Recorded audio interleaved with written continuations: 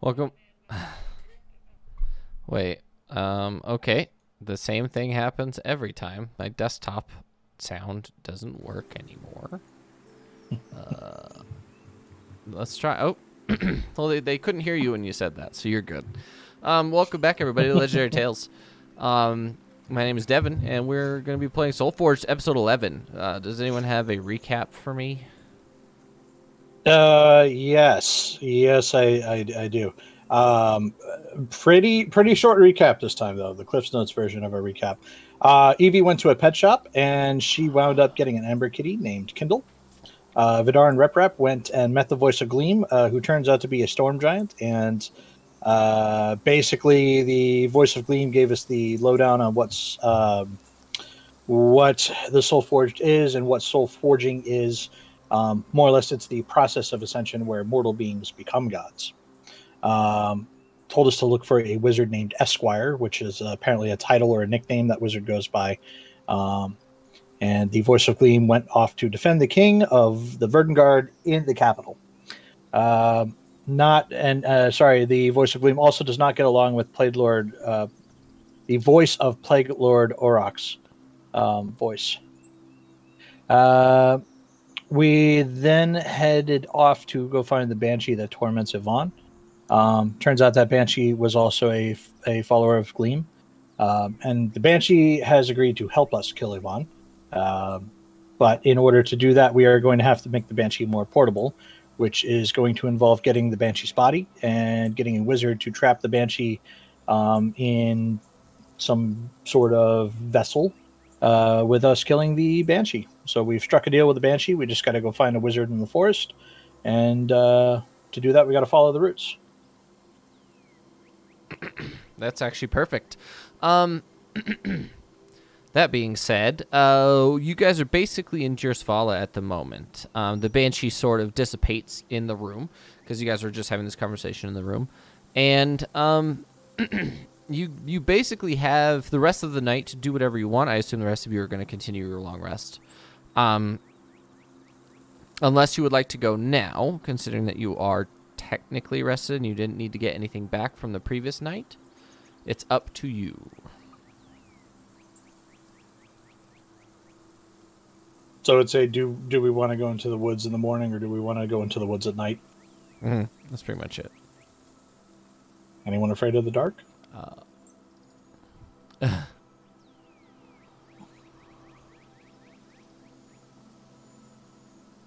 I don't think there's any harm in waiting until the morning. Like, nothing's gonna happen. We should just go in the morning. All right, makes sense. Okay. You wait until the following morning, and nothing huge happens. You guys sleep peacefully through the night, and you make it to the next morning. Nobody I'd nobody died. Everyone gets up the next morning. There's breakfast for you. That's included in like your room renting fees and things like that. Yeah, and then I don't think anyone asked her where the graveyard was. Did you? I thought she said it was up the mountain. It's up the mountain to the south. I think she said that at one point. I just didn't put it in my notes. So, She did. okay.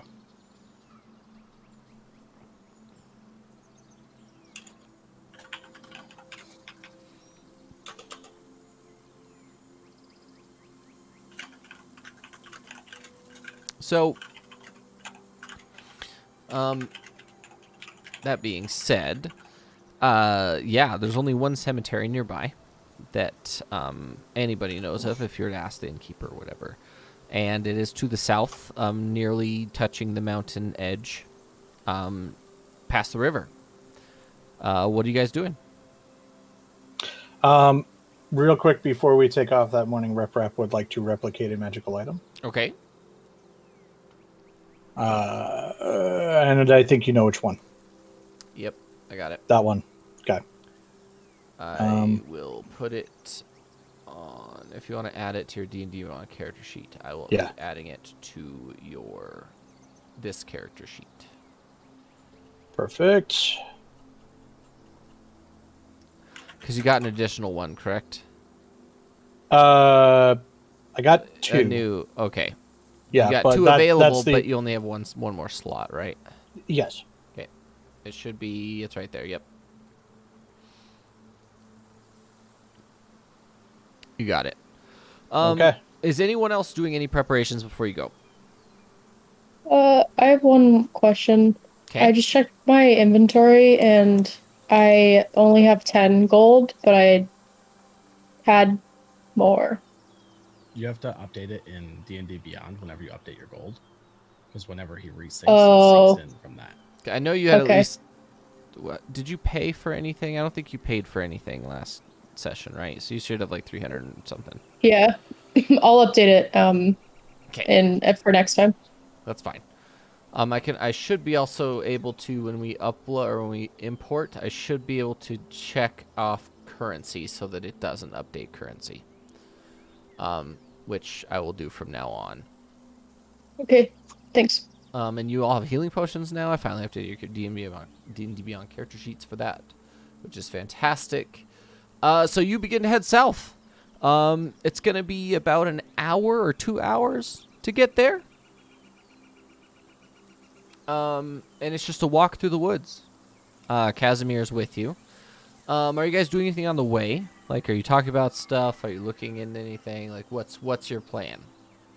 I'm watching Kindle light little pieces of leaves on fire when she's jumping around through the So woods. you're just letting her run along with you? Yeah. Okay. Rep is probably patting out the fires just to not burn the place down. Just walking behind. Every step. Yeah, just so Evie's following the cat, Rep's following Evie, just kind of doing one of these. Yeah, Sounds on character. whimsical but irresponsible. Fair.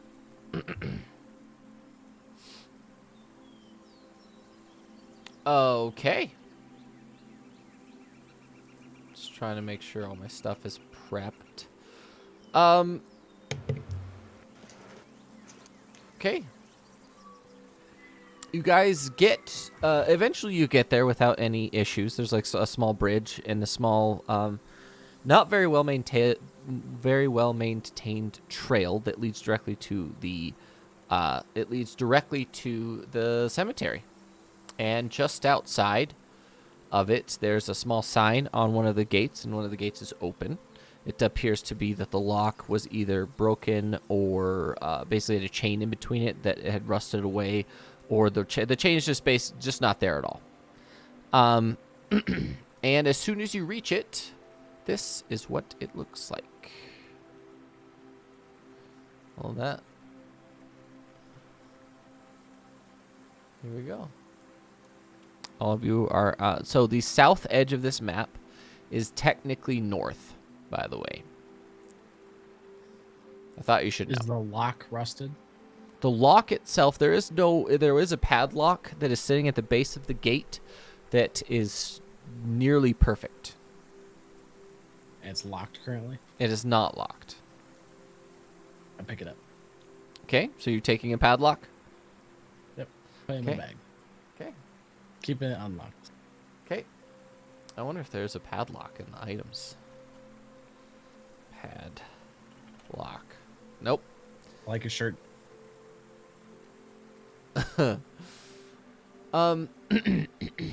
Excuse me. So you guys are at the southern, the northern edge of this map. So that map is sort of turned around.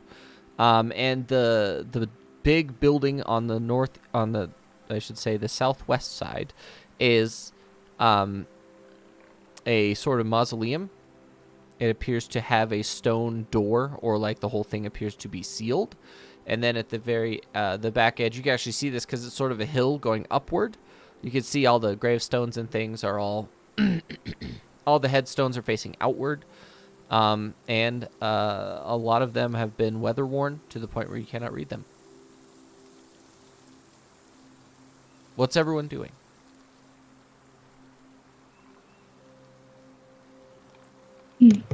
Go ahead.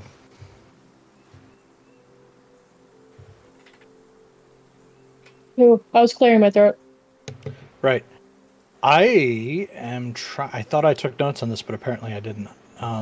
At one point, I knew the name of the banshee when she was alive. Did she say that? She didn't. I think No. Yvonne said Yeah, Yvonne said it. Back in the day when Yvonne was not a traitorous fucko, we saved him from the banshee by closing the blinds, and then Rep talked to him a little bit about that the next morning and kind of got part of the story there. But pretty sure there was a name with that. I just can't find it in my notes, so I have no idea. I don't remember if I said one. If I'm being honest, I don't remember that. So, Fair. I could be misremembering too. I don't think I said it, but I could be wrong.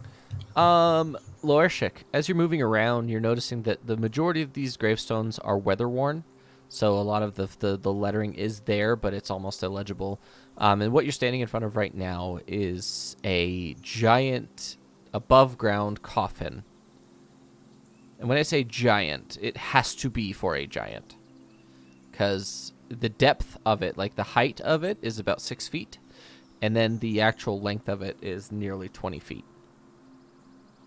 I assume this coffin is weather worn as well. I don't see any like names or anything like that. Actually, on the very front of it, there's a patinaed brass nameplate. Do you know how to read giant?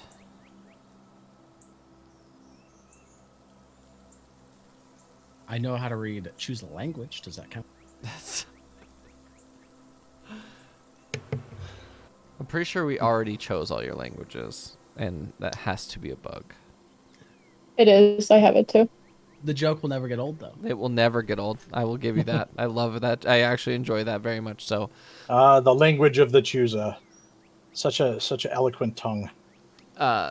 Casimir sort of walks behind you, comes up. He looks at you and he says, "Well, it says Zarmarovich. That's what it say." Do you know who he was No, or they were?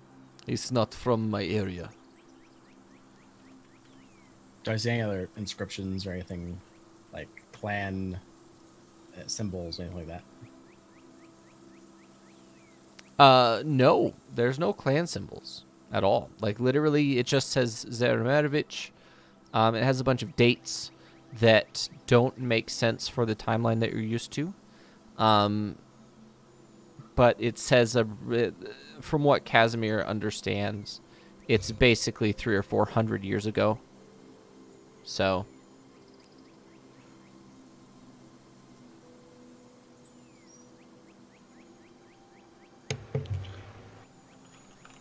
I surmise this cannot be the banshee.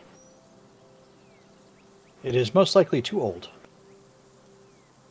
definitely. And too big. Not necessarily. How big is she? She was large, but I believe she was half orc, not giant. She's ogre, half ogre. Half ogre.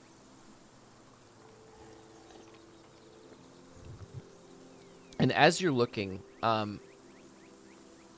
if any of you would like to make an investigation check to try and find out any information on some of these, you're more than welcome to. Or if you're looking for anything specific, let me know. What we're going to do for now is we're going to go Vidar. Are you looking for anything specific? You just sitting there looking around, being your own sentinel / sentry type person? Yeah, kind of sentry. I assume that from the ground we don't have this great aerial view, so kind of just scanning across the cemetery to see if there's anything that stands out. Make a perception check for me, please. Nothing really stands out. It's just a gentle slope upward. There's about a 5 or 6 foot difference between basically the top of the map and the bottom of the map in elevation. So it goes up a significant amount, but it's just a gentle slope all the way up. And then each of like the little sections that have graves on them are leveled out. So there's like a tiny little leap upward depending on where you are. But the road is pretty consistent all the way through. Evie, are you looking for anything specific? Yeah, we'll look for the specific. Like, I guess we don't know her name, right? But like anything that looks like could even remotely be related to her. Sure. Seeing as how, go ahead and make in. Are you gonna make? Go ahead and make a perception check. Just a generic thing, since you're not really okay. As you're looking around, you do notice there's a handful of gravestones that don't fit the aesthetic of the gravestones that have very clearly been here a very long time. The weather-worn ones specifically. There's some very new ones that are recently cut or sort of makeshift. More or less, of the majority of them seem like replacements for what they used to be. And from the timeline, you would assume that a lot of those specific headstones are either replacements, refurbishments, or things like that to replace people that matter to someone. But there are a handful on the outside of that, on the sort of northern edge of this map, that are definitely newer. And with how recent Yvonne has been and things like that, within the last like 10 or 12 years, that's when she got killed. So therefore, she would be buried in one of those along the northern edge. Is it these ones up here? Yeah. Not the ones out of ground, but like the headstones overall. Like these. I'll show you with my mouse cursor. Yeah, this one yeah. here and these two down here. Okay, gotcha. Hey, Rep, can you come check these out? Yes. These ones look newer. No? Indeed. Is anyone proficient with stoneworking tools? You know, I might be. I think you can be because of your right tool for the job. I don't automatically get proficiency with those tools, do I? I don't think I do. Let's go find out. No. Oh, wait. No.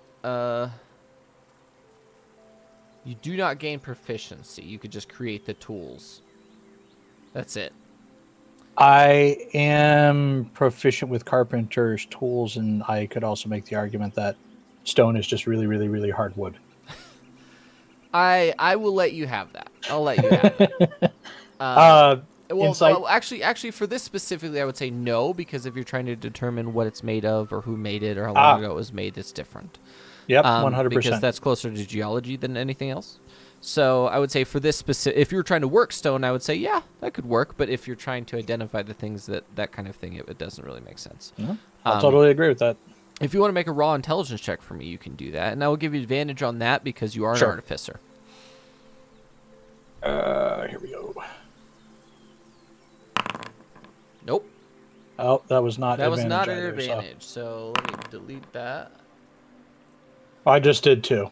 These, all three of these were made within the last 15 years, easily, because they're not weather-worn at all. They have very angular shapes to them. They're very crisp, and one of them is written in Giant, which, as you know, is the one of the native languages of ogres.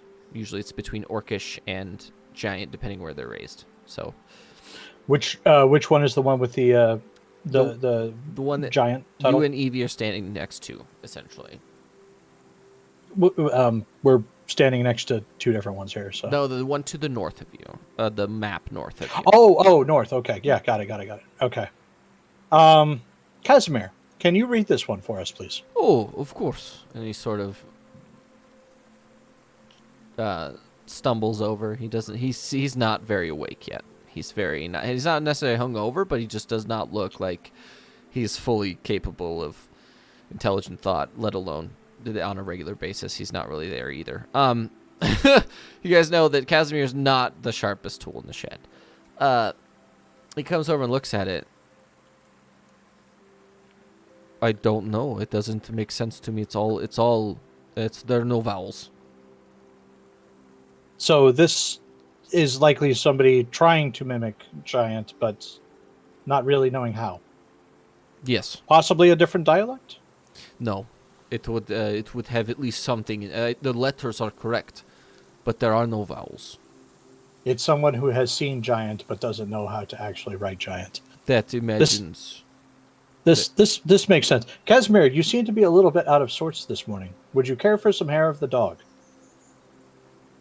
He slowly turns to you and looks directly in the eye. Why do you have it? Well, I have. Oh, you have it. And he's like, Yes. he literally pulls out like this little tin shot glass. I'm gonna take the pony keg of Maple's blood and ooze him out a shot, All right. and also explain to him I have this because it is high enough in alcohol and sticky enough that I believe it will make an excellent propellant. Ooh, like a fuel. Fuel, explosive, not sure yet. Needs more experimentation. Fair. But bottoms up. And this guy, this This guy, explodes. Drink up. oh, nat 20 on his Nice. Constitution saving throw. He Just immediately, don't rub it in. he immediately takes a shot, and it just, and you can definitely see that his eyes are just more engaged, and he's actually taking in more stuff. He's like, "That's delicious. Dang, I like it." And he looks at it. He says, "It's not just the name. It's like everything is missing all of the vowels. Like they're supposed to be there. This one says bird and song, but they're missing the vowels. They don't have the proper... It's not like it was written this way on purpose or someone didn't know. I don't understand." It could be that somebody is attempting to disguise the grave. This person was killed in disgrace or was killed secretly. That's true. According to the story with our man, that would make sense. But it is also known that the undead do not like during the day things. So, also, hold on. As he's looking at it, he's sort of inspecting the grave, and on the back side of the gravestone, he pulls out a small bottle, and he hands it to you. She said that we needed a vessel, right? To hold her being in until we get to Iwan. Ah. She may have left us a clue. That's what I am This would be thinking. perfect. If you'd like to identify as a ritual, you're more than welcome to do that. Okay. I will do that. I will remember what I have to click to do that. You don't have to click And anything. I will do it now. Unless it says cast. I don't know if it says cast as ritual. Yeah, well, it's not consume spell slot is the Yep. checkbox there. You take your 10 minutes to identify it, and it comes up. This is basically a form of minor phylactery, where it stores the soul by using some parts of the physical form of.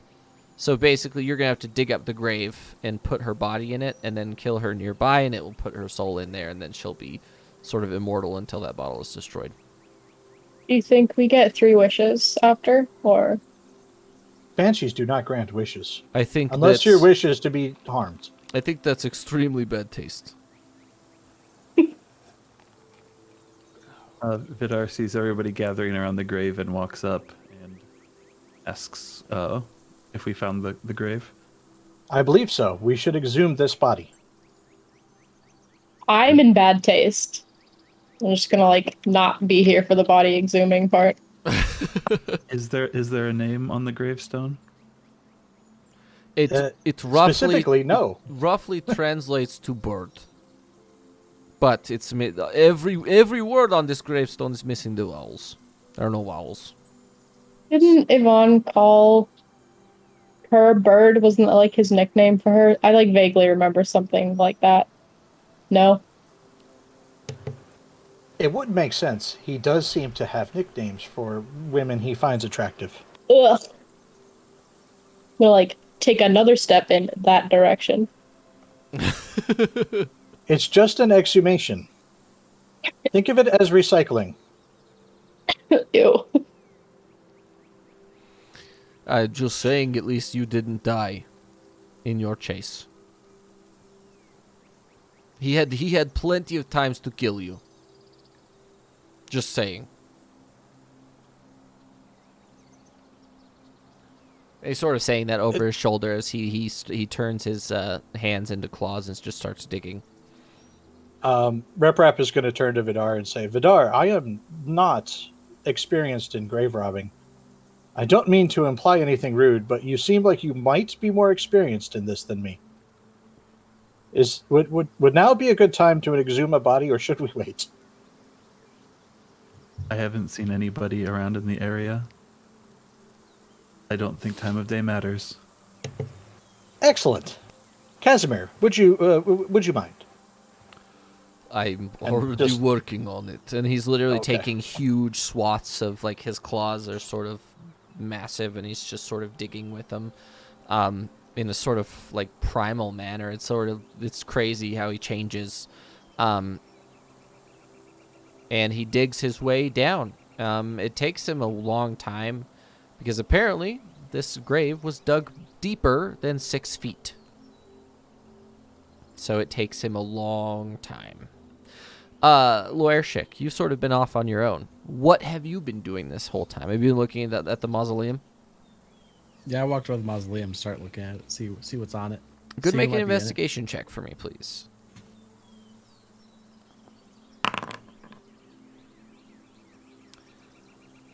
When it comes to not fighting, Lawyer Schick has never really proven that he is generally capable of things, which is fine because he's good at one thing, and that's killing people, right? So you're looking at it, you don't really make sense of anything, and then Callum taps you on the shoulder, says, "Right, this is the grave of the horse master. Just thought you should know." Who's the horse master? I don't know. That's what it says. Do I see the writing that he's referring Yeah, to? he's actually pointing to it, and instead of it being like on the door, you're looking on the door and like the sort of faces that face towards you. It's on the the door itself is pushed about 2 or 3 inches inward, and then on that little edge between the door and the outside of the wall, it's actually engraved on the inside of that sort of border. So is the door ajar? It is not. The door does appear to be sealed. I tried to open it. With a basic push, not even a budge. Doesn't budge at all. Can I check to see if it's like magically sealed or anything like that? Go ahead and make an Arcana check for me, please.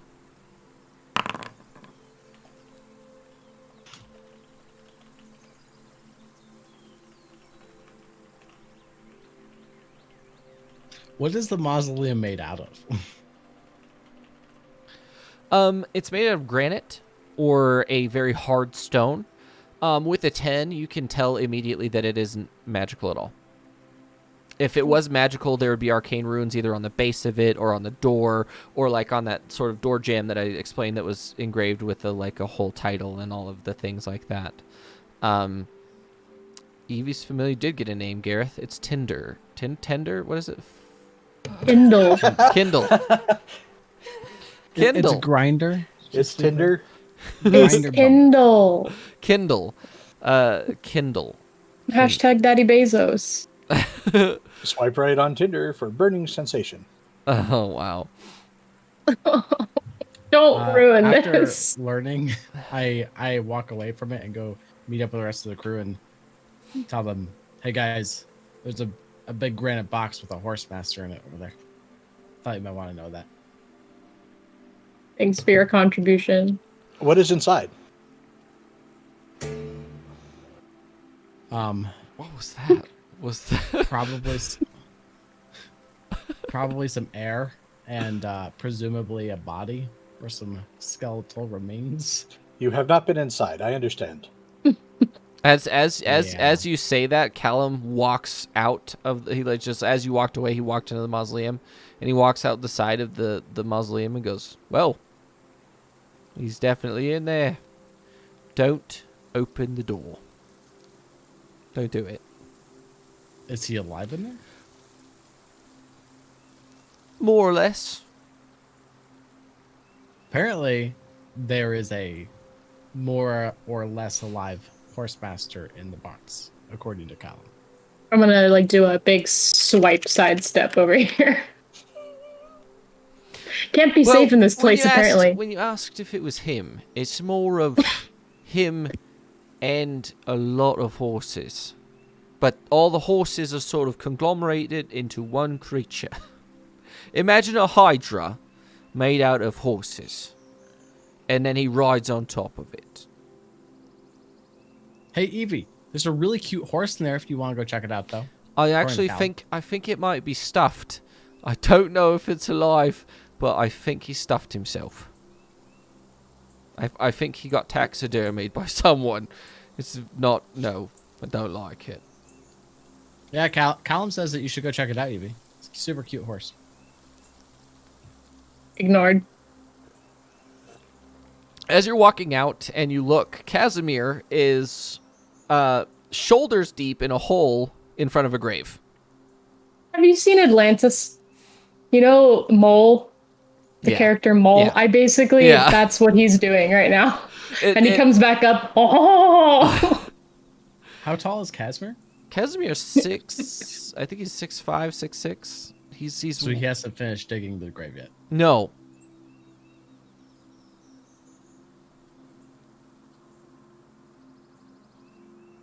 How's it going, Casimir?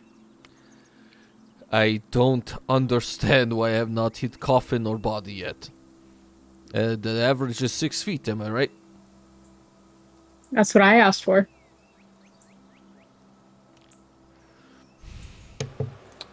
Everybody gives Evie a quizzical look. He sort of raises an eyebrow and then flexes real slowly. And you can see like the sweat and dirt are making him look like toned, and you can actually see like all of his muscles and everything. Rep is going to look at Casimir, then look at Evie, look back at Casimir, look back at Evie, and look back at Casimir, look back at Evie, and then say, "This flirting took place in a graveyard. Interesting." I mean, there's always time to flirt. Interesting, Casimir. Interesting. I think we're cut from the same cloth. He just keeps digging.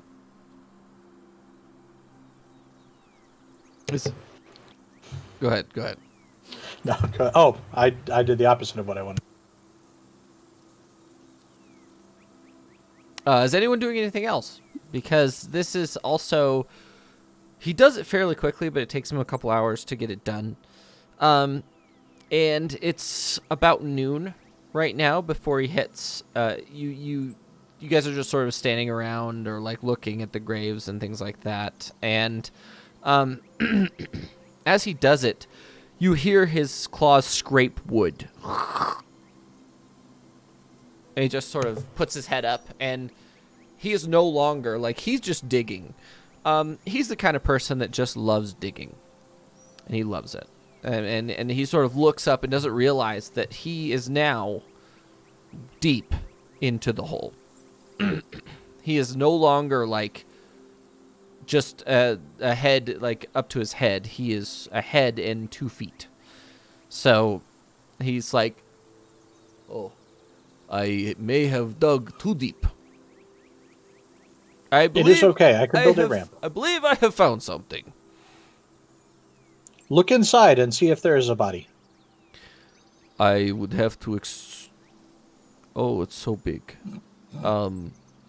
He sort of like digs out a little bit more. You see a bunch of dirt fly out. And by now the dirt pile is huge. And you hear a sort of like, "Well, that sucks." And you hear as he starts hacking into the coffin with his axe. And you hear like the sound of splintering metal. Is anyone gonna watch, or is everyone just like standing on the outside? I mean, I'm watching, but I'm. Oh, he's just going down from the ham top, yeah. with his axe, and it's like a real shit coffin. Like it was not expensive. It's just basically planks put on top of each other, like nailed to each other, and he eventually pries it open, and inside is the now full skeleton, nearly black colored skeleton of an ogre or a half ogre. You're not really sure. It's very large. He dug out like a 6 foot by 2 foot section, and he pulls it open, and this is just a monstrously large creature. And he's like, which bone should I take? I'm not taking the whole skull. Just need a little bit, right? No, I believe we need the whole thing. I'm not doing that. I don't know what Dig- you expect to fit into that little bottle, but I believe we should only need a little bit. I don't know. I don't know how magic works. Don't judge me. I don't know about this process either. I have never used a phylactery. I do not know this word. I believe it Phylactery. is phylactery. It's the massively intelligent robot to the not intelligent little ogre man. Well, My lexicon does not contain as Um, I think that we can grind down one of the bones, and it should work. or we can take the entire body to the wizard. The wizard will know if we did something wrong. An ogre skeleton is probably pretty big. Would we be able to take an entire skeleton? We'd have to each take a little bit. I believe I have a solution. I didn't think about that. Yeah. You didn't think about that. I did. No. So he starts just chucking bones, one at a time, as he All pulls them out. And Rep starts stuffing them in the bag. I asked Rep, can I have the skull? No, Not yet. not yet. I know that you want it, but no, Loershik. Any Luerchik, I promise. Any bones that are not used for making the Banshee portable, that the Banshee is okay with you having, you may have. Sounds good. Sounds good. Someone tell him he can't wear the ogre skull when we're walking around. I mean, technically it would fit, but he shouldn't do it on moral principle, says the man covered in grave dirt. But I guess I don't really have room to talk. I walk up to Evie and put my finger in front of her lips. Shh.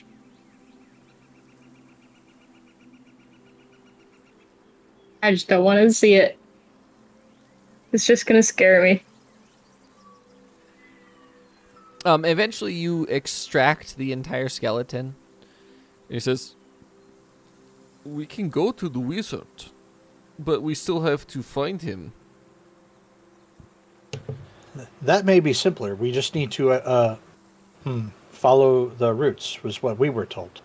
It's true, but do you know what that even means? I don't. Vidar kind of looks up and around at all the trees surrounding the cemetery and be like, Vidar, roots are in the other direction. there are many trees around here.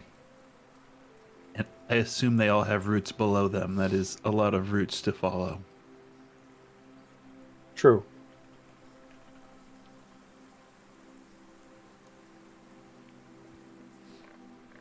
Roots could also mean vines.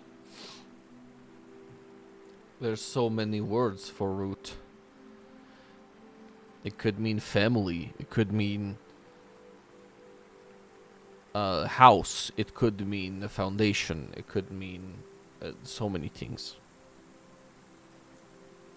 Is there Is- anything on the gravestone that might, since you mentioned that it was cryptic, any words on there that might be improperly related to that? Not that I can see immediately.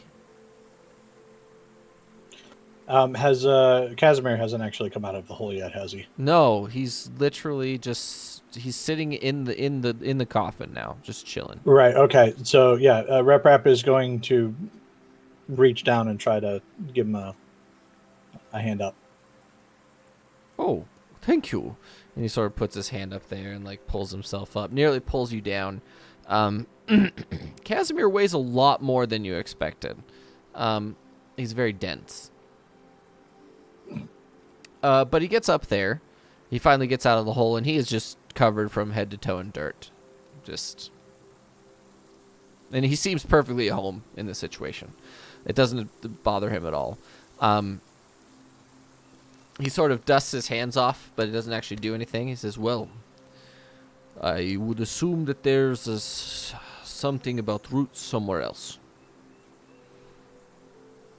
Hmm. I think It is interesting you say that roots can also mean family. And if there's one place that we could find legacy of a family, it is in fact here. Is there any chance roots just means like the pathways? Like those are different roots, right?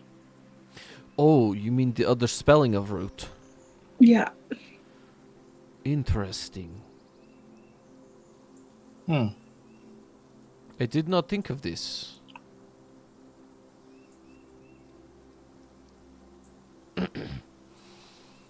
Is there any like obvious pathway anywhere nearby the grave that isn't like Go ahead and make a survival check for me, please. At advantage, boy. Evie, because you're an Eladrin. Damn. You're looking around and you realize that the two routes to the side don't go anywhere. Actually, one of them ends abruptly in a very oddly shaped, sort of perfectly straight edge to the left, the west side of the map. I'm gonna go check it out. Sorry, quick question on that. Mhm. You did say at the beginning of this that south is actually north. So when you say Yes. west, do you mean So our I left? say western on the map. Western on the map. Okay. So the left side of the map. When I say it on the map, that's what it is. It's technically east, but on the map, it's west.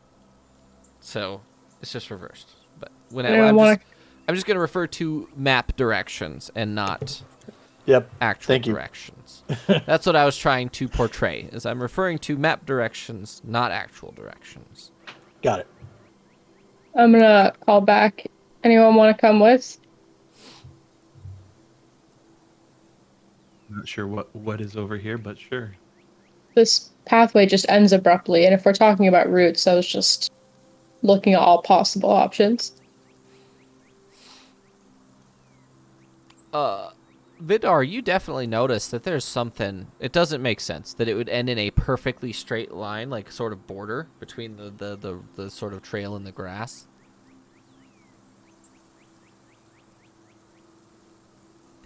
Are you guys doing anything else, or are you just standing there? What's your plan? I'm just like looking around, trying to see if there's anything that would lead anywhere else or anything secret or hidden. Go ahead and make an investigation check for me, please. Ugh. Anyone else? You're looking around, but you're not really sure what you're looking for, you know? You're sort of investigating, and it doesn't make sense, but it doesn't really point you in the right direction either. Walk to the edge of the path where it stops and kind of stomp around a little bit on the grass where the path stops to see if there's anything underneath the grass. Oh. As you're like sort of stomping really hard, you all of a sudden start hearing wood creaking instead of grass. It appears the path disappears because it goes underground.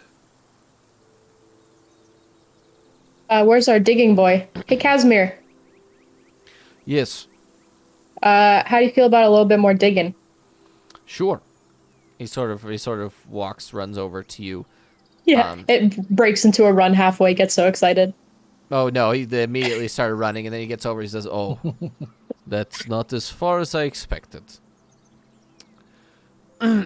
He immediately starts digging, and the dirt. He pulls up the dirt, and instead of it being dirt and ground, literally he just pulls up, and the whole section directly in front of the trail lifts up as if the wood has been integrated into the ground. Because everything stays perfectly intact. It's almost like he's pulling up a carpet made of dirt. Like sod. Yeah, but it's actually carpet. Like it's the same texture. It's not quite. It's more dense than sod. And directly below you is a perfectly intact, varnished trap door. Aha, a secret route. that possibly goes to a root cellar. Probably surrounded by tree roots. I'm rooting for us on this one, honestly.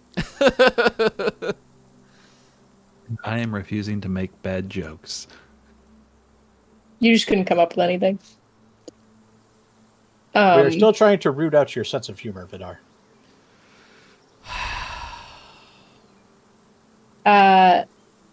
This feels cosmic. Should we check it out? I don't know. I am going to leave it up to you.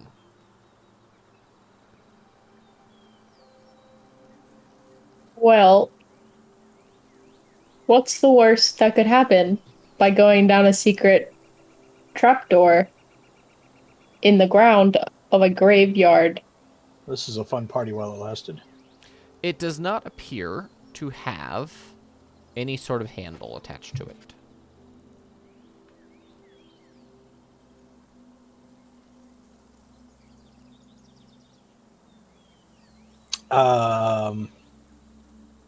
Reprap's going to investigate for a way to open that trapdoor. Sure. Okay.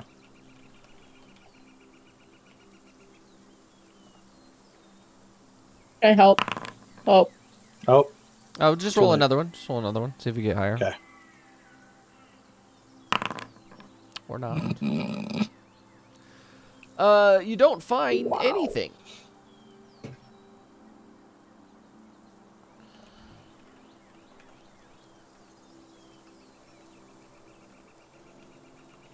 how big is it? Oh, it's about 3 feet wide. You said it's like perfect. It's like in pristine condition. It doesn't look like dirty or anything. Not at all. Can I check to see if it's magic in any way? Sure.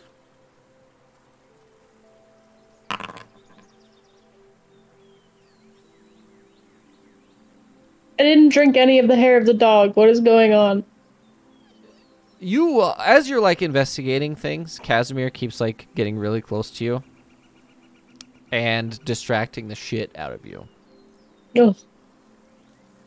Not, I am not here. even, not Is even, he, not even. is he not doing even- that thing where he just stands next to her and flexes his pecs? That's No, the he's one. not even doing it on purpose. He's just Oh. existing near her, and he's trying to get out of her way. But and you know that sort of awkward thing where it's like, yeah, bye, and then you both start walking in the same direction. That's what's happening every time she tries to do something. He's not even doing it on purpose because he's dumb. Oh, dear sweet Casimir. All right. Reprap has figured out a way to open the door. Okay. Reprap is going to knock on the door. Doom, doom, doom. Hello. Hello. Hello. What the? Is someone there? Yes. Ow. We are looking for a great wise person in these woods, and we found your door. We assumed that you might be them. May we come in? No. Okay. Would you like me to come out? Yes, please. And melding through this like wooden platform, a very white hair high elf melds through the door, green glowing eyes, green hood, antlers coming off of his shoulder pads. I am the Wizard of Roots. Roots. Roots. I knew I was right. Kinda. Everybody was right. It's both words. Just okay. Hello, Roots. I am not we were- wise, as you say, but I am the man who knows where everything goes. And he's like wide-eyed the whole time, like looking at you guys.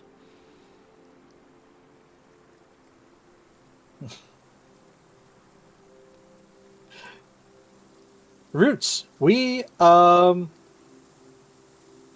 do not know how to put this delicately. I will simply say it. We would like to make a portable banshee. A banshee in a bottle, if you will. A banshee in a bottle. Oh, you must be referring to the bird of the woods. I believe so. She is my friend for a very long time. But one could say that she wishes revenge. On a man who scorned her in life. Do you have her body? Most of it. I need only finger bone or tiny bone. Okay. So Rep Rap is going to go rooting around in the bag of holding there and produce try to produce a finger bone. Oh, oh, oh. Hand it to me. Here. As soon as you put it in his hand, he claps his hands together. Poof! And bone dust just flies everywhere. Oh, I should have got the bottle first. Give me another bone. Who picked up the bottle? Oh, it was me. Yeah. It was me. I was identifying it. All right, Rep Rap is going to hand the phylactery bottle first, and then find another bone. Here. Ooh, fantastic.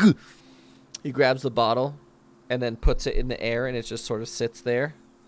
Pulls it down a little bit. It's a little bit too high. And he pulls it down, takes the bone, and goes and grinds his hands together, and the bone dust sort of settles and falls almost as if it's going through a funnel into the bottom of the bottle, and it leaves like a centimeter thin layer at the very bottom. And he says, "This should work." As you're standing here, you're noticing like all sorts of things happening with him. Almost like he exists but doesn't exist at the same time. And every once in a while you'll see like a strange sort of growth come out of his face, like a tree root. And he'll just like go really big, wide, and then push it in. And then he'll go wide and he'll push it back in. Like the whole time that you guys are doing this.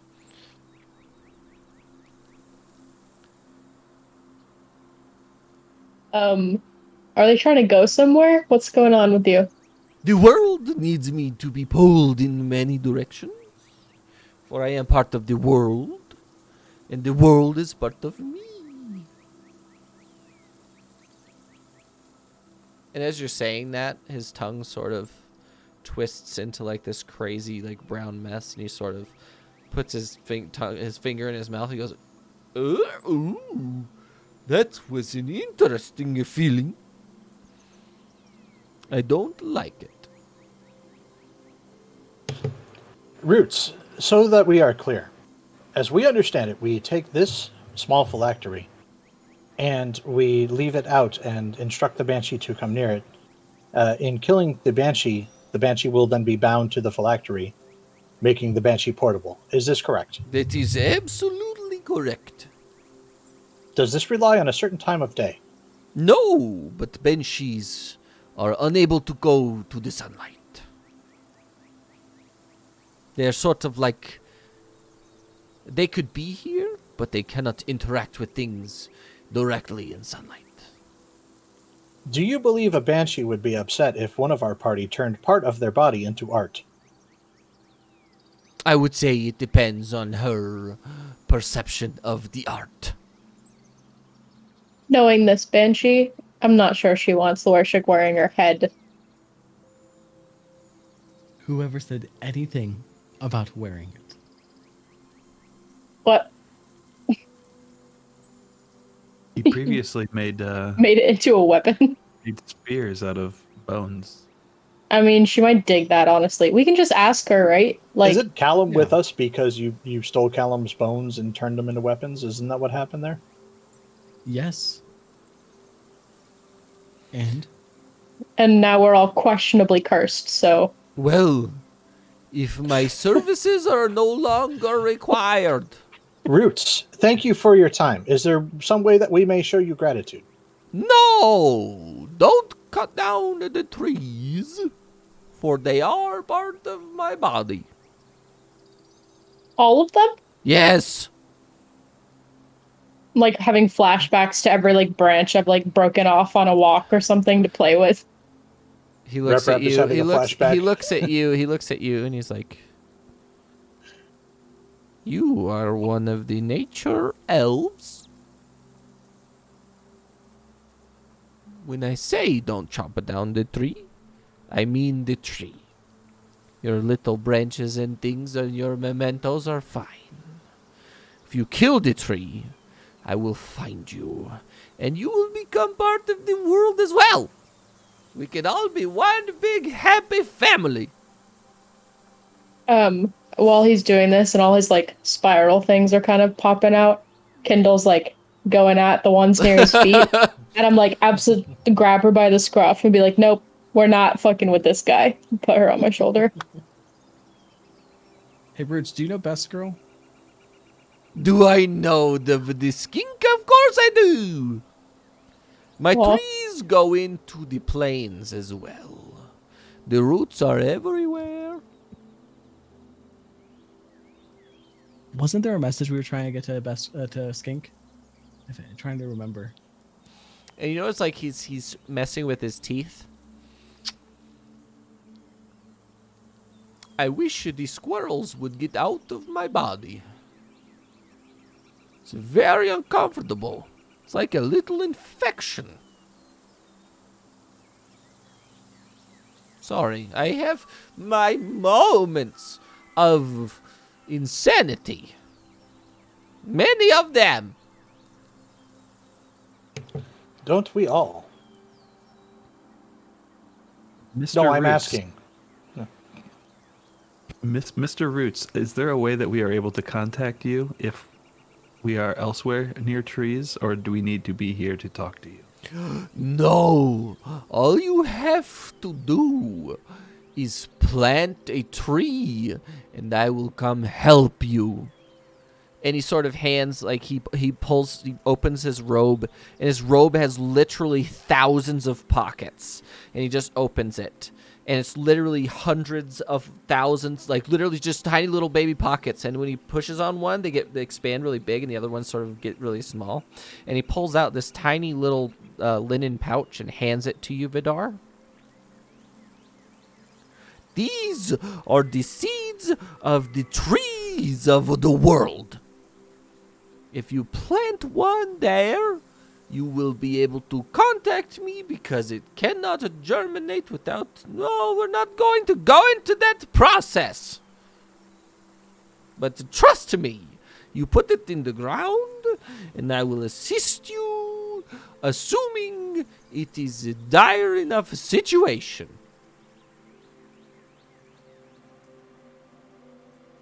It is much appreciated. Well, that being said, I'm out. And he starts melding in. He's Goodbye. like he's going like this as he melds back in with the wood.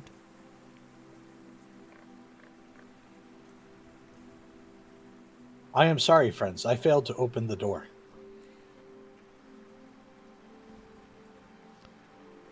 Pretty sure we It's got what we okay. needed there. You'll get it next was- time. I was pretty sure that would work.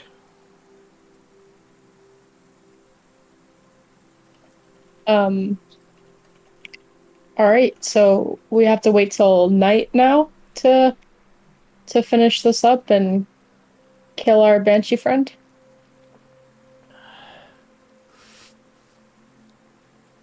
That sounds right. We should also quickly ask her whether or not Lorchek may make art out of her bones. I'll be sure to ask her when she comes. in. I have assumptions about what the answer may be. When we have her I in the assume- phylactery, we'll be able to resummon her and speak to her whenever, correct? I don't know. The point of making a portable banshee is that we can bring the banshee with us. We'll be able to ask her The questions point about of the bringing the bones. banshee with us and making a portable banshee is to kill Yvonne. Is this none of us is that familiar with necromancy. So, is this a one-time use portable banshee? Or a renewable resource portable banshee? I knock on Root's door again. No response. I believe Callum knew of the undead. In our vision from Skink, we saw him fighting off large hordes of undead. Maybe Callum knows. Well, he can hear you. Why don't you ask him? Oh, Callum, share your wisdom with us. I kind of looks around. Rep's kind of like doing like this because he doesn't really understand the nature of Callum yet, so he's just like he's praying to Callum more or less because he doesn't get it. Oh, Callum, hear our prayer. Please tell us how this bottle works. I believe you Do you want me to? need a spell. Speak with the dead. That's it. You just gotta be able to speak with the dead. One of you needs to be able to speak with the dead. Can anyone speak with dead? It's a spell. Do you need a scroll? Hey, Callum, do you need a scroll for this? If you don't cast it normally or you don't know it, yeah. I believe wizards and stuff might get it. I know clerics are like this kind of thing. Those sort of religious types get it by default. Is life a video game to you, Callum? Okay, by default. What are you talking about? What are you talking about? What do you mean? Every fucking one of you spellcasters has a set of abilities and there's like default. It's like you chop stuff by default. What the fuck do you want from me? You okay, Callum? You sound kind of grumpy. I'm fucking angry. I don't know why. Do you need some food? Want some No. jerky? No. I'm fine. Oh. I'm not alive. What is wrong with you? Do you need a hug? No. I go up to Callum like try to start to forcefully give him a hug. No. Don't touch me. I put my arms around him. Oh, for fuck's sake. It's okay, Callum. Watching Larsha give nothing a hug. I'm just like shaking my head. Fucking lizards. And then even being able to hear. Rep is going to stop his prayer and look at it. Right. Without even being able to see Callum's response and just kind of seeing how Lorishik is handling it, Vidar goes, "This is slightly painful to watch." I don't. I'll show you slightly painful. Well, Yeah, you will. You roll a 1. that with- being He'll pull his said, back, ducking. You know. this is sort of awkward, but I believe we should just hang out outside the graveyard for the time being. Possibly. I concur. It's just, disturbing the dead. I don't know. It would be a better idea to do this out here instead of in town. In town, this could cause collateral damage and or too much attention. That's fair, and we do know that she should be here because her body's here. She can only go so far away. That's what she said, right?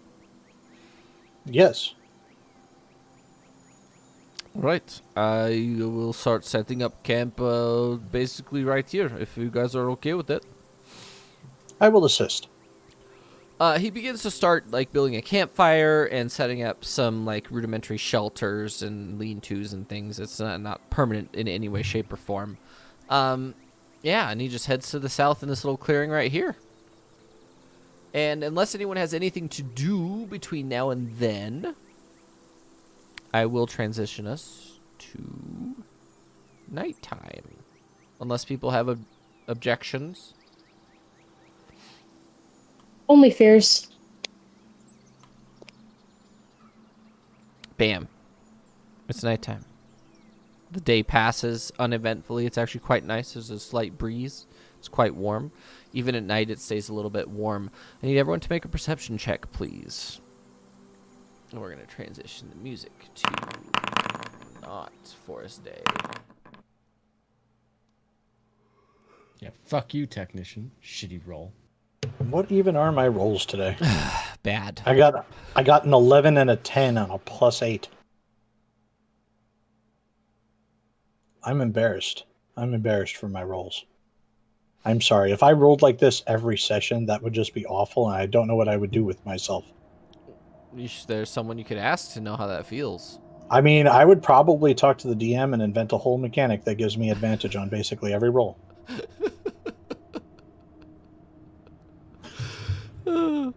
Okay. In the middle of basically shortly after sunset, you sort of hear a distant sound of crying. Does anyone else hear the crying? Yep. I don't recall our banshee friend ever crying.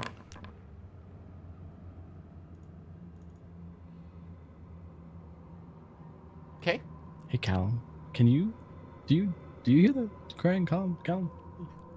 Callum is nowhere to be found. Oh God. Guys, Callum's missing. What do you mean missing? He's a spirit. How can he be missing? I mean, normally he hangs out with us. He's just here. But he's Did not our here. prayer displease him? I mean, your prayer. Yes. Don't ever do that again. Uh, Is there a direction we hear it coming from? Map direction, northeast.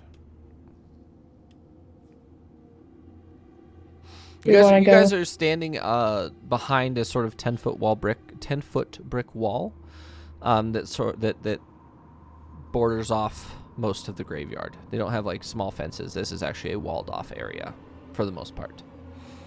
Gonna peek around the corner here, look up towards the mausoleum. Sure. Is there anything? Oh, is there anything up there? There is a banshee. Oh, hey, girl. She turns towards you. Make an insight check for me, please. Guess who doesn't have a macro for that? 1 second.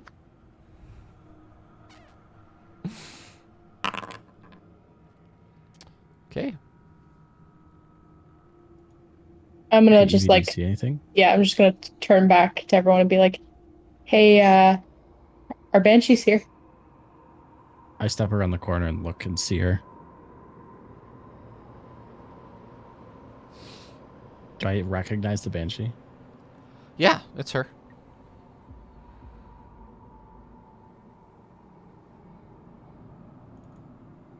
Okay. Is it our banshee? Oh.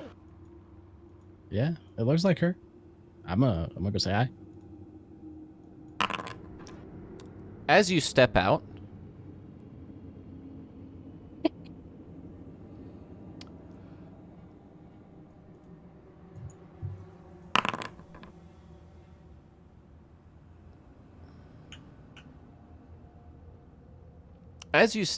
and you start going there, a gigantic arrow comes from behind the banshee and hits you right in the chest for 10 damage.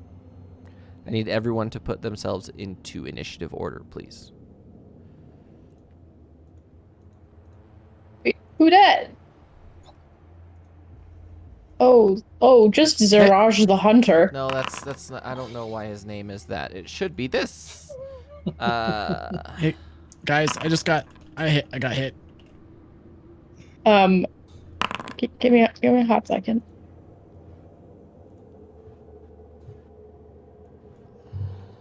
I'm so bad at doing this every single time. There it is. That's his real name.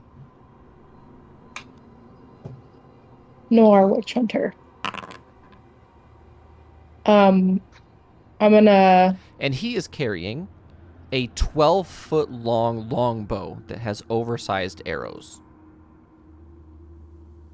Elephant longbow. Got it. Yep. And what we're going to do is we are going to go on our 15-minute break, and we will start this combat as soon as we get back. I also need to center the battlefield better. All right. All right, we're going to go on our 15-minute break, guys, and we'll see you in 15 minutes. Everyone get drinks, get yourselves prepped, and we'll see you in 15 minutes.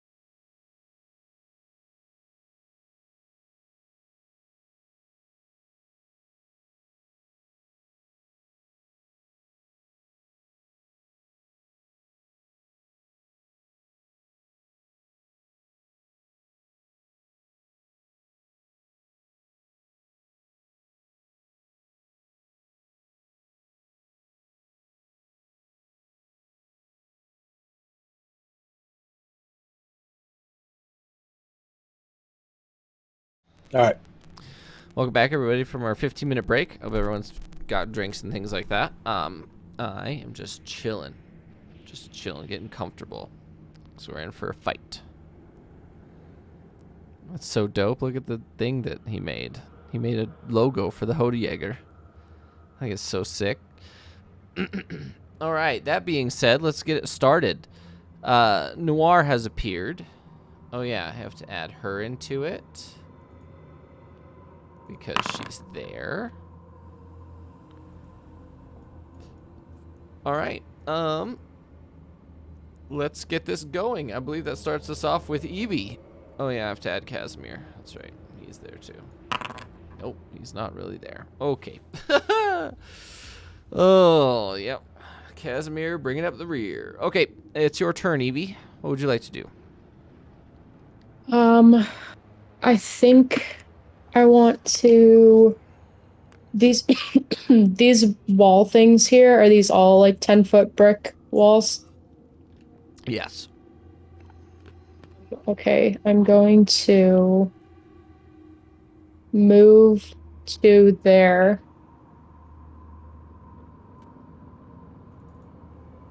Like behind, like on the corner here behind that wall. And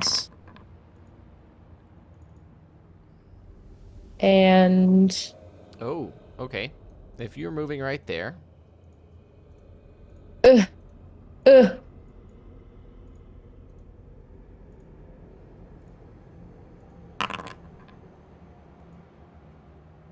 Okay. You see that there are other archers behind the walls with your passive perception. Okay. I will see that and then sorry, give me 1 second. You good? I will do magic missile on this one right in front of me. All right. At what level? Second. Okay. We go ahead and roll 4 of those. 4 of those damages. Wait, is it? Yep, 4 because it's 1d4 per level after 2. Okay, 3, 8, 11, 14. Okay, you've done damage. He gets hit with 4 magic missiles. Are you doing anything else? No, but what does this guy look like? He is a dark elf. Like undead, or they were just hiding in the No, they were bushes? hiding in the bushes. Okay. Yeah, I'm just gonna. Yeah, that's it. I'm done. All right. Technician. Okay. We're gonna do this a little more simply here. We're gonna move together. Gonna move up. Going to heavy crossbow at near. I'm sorry, Noir. Noir. Okay. Yeah. I don't know where that came from. I don't know either. And oh, it's because it's not favorited. That's why. There we go. There we go. Hello. I would like to do an attack. You have to go into the chat. Oh, okay. That's a hit. Okay.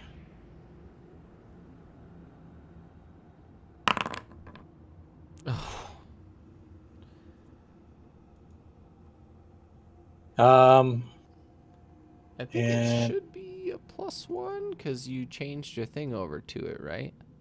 Yes. So hang on, is that already in there? No, it is not. Okay. So yeah, it would be +4. But I instead got of- it. I got it. Cool.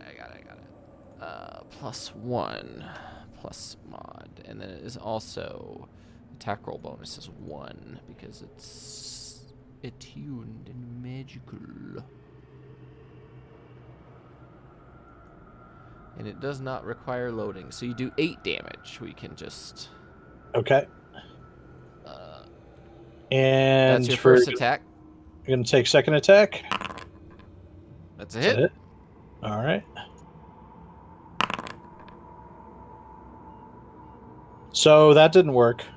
What the heck? Instead of +1/+3, you did +13. Wow, that's not. All right, hang on. So good. minus 9 is what that is. So that's 13.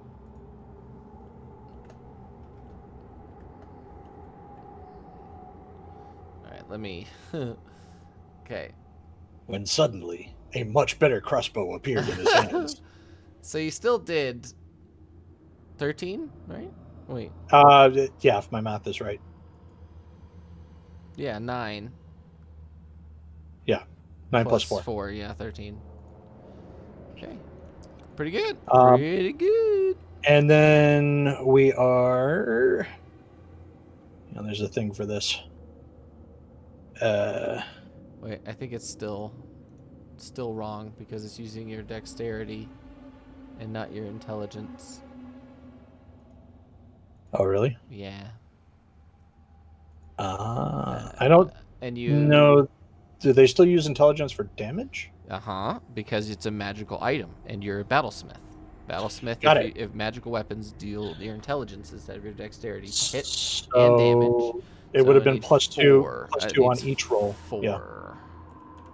Okay. All right. And for my bonus action, I am going to tell Steel Defender to Defender deflect.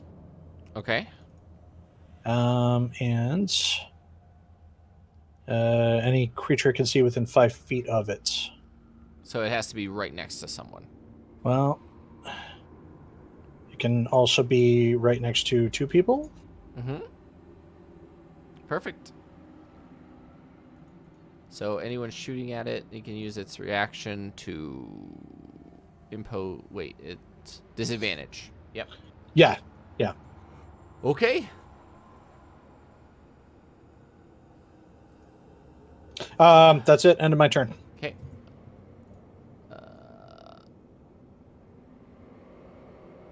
Okay. Whoop. Banshee flies over to you, and she's got tears coming out of her eyes. She just looks at you and says, "I'm sorry." And she is going to swing at Le Robot. Oh, I also need all of you to... Oh, that's an action. She's going to use... I don't think Vidar can see her. She's going to use Horrifying Visage. I need all of you to make wisdom saving. I need a defender, technician, and Loershik to make wisdom saving throws, please.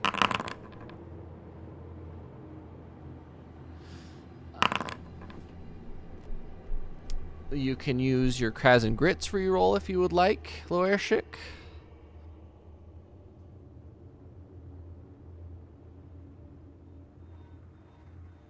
So just roll. You might be muted, Spooky. No, he's just nodding. Oh, okay. I was just nodding. So So you just want me if to you want to re-roll just roll it since- again, I have not made Okay. a thing yet. That works.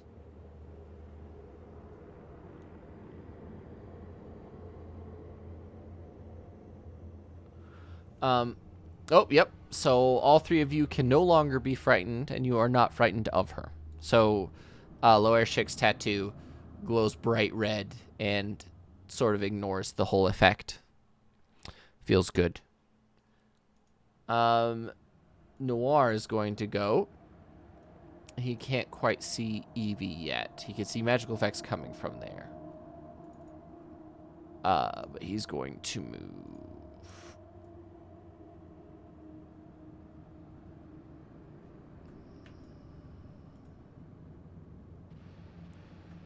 there.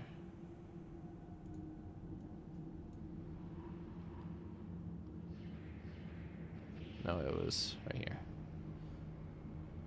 Yeah.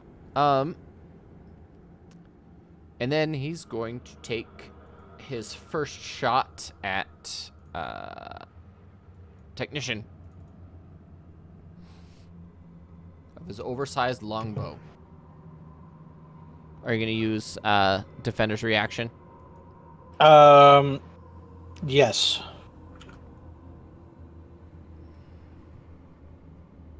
Okay. And I went ahead and fixed my AC already.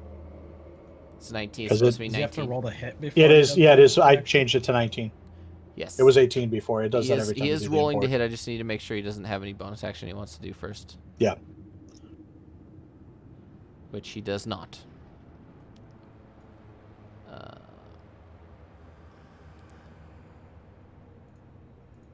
Disadvantage on the first one. Is it all attacks or just first attack? On the attack roll of one creature, it can the defender imposes disadvantage on the attack roll of one creature it can see that is within 5 feet of it. Okay, so defender can't actually do that from there. I thought he had to be within 5 feet of the target of the attack. Apparently, he needs to be within 5 feet of the attacker.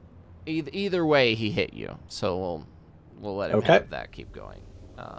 He's gonna actually attack you with both, and he got a 19 and a 20. Wow.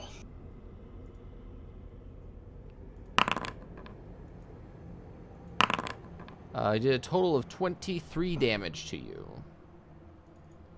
To each of us? No, just to you specifically. Oh, okay.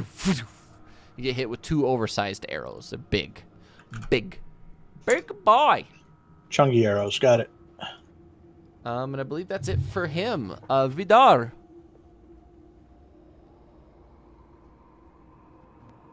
What are you doing? Move up behind Eve.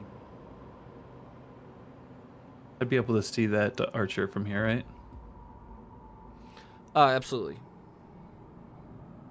I'm gonna stab that guy. You gonna throw? You shoot. Pew, pew. Your pew-pews. You summon your blue. I assume I don't get a sneak attack, right? If you'd like to use your bonus action to sneak, you're more than welcome to do that, considering he didn't know that you were there. Off hit or a sneak attack more damage? So if you want to attempt to sneak with your bonus action, you can do that. Would you like to do that? Sure. Okay, go and roll a stealth check for me, please.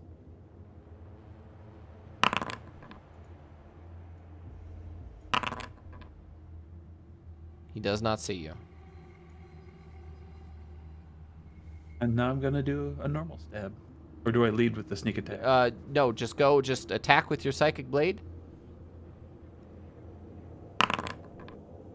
You have advantage, so roll that with advantage, because you're stealthy. Remember?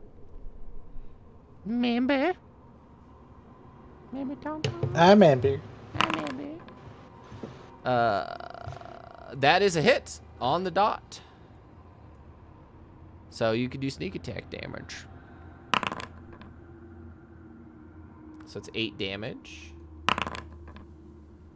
20 damage. Jeez. Your like blue energy hits him. He does not seem happy with you. But he does know that you're there now. The one behind him technically would not, but this guy does know you're there. But you still did loads of damage. So you did use your bonus action to sneak. I'm just saying that is an option. Remember, you are rude. Does it take a turn to say something to Evie? No, not at all. Yeah, As long as you're not saying like a whole paragraph, it's fine. Does it say, I think there's something going on with the Banshee inside there too.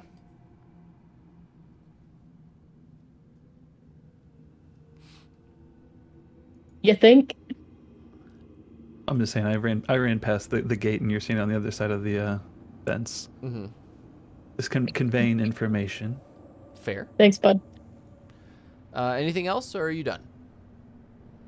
Good. All right, Loershik, what would you like to do? I turn to a technician and ask him if he has the phylactery. Yes, indeed. You should put it on the ground. And I will when the I laws move of time towards- and space allow it. Sure. Yes. This is all happening within seconds of each other. Yep. I move towards Bitch and I attack Bitch with my maul. Actually, before I do that,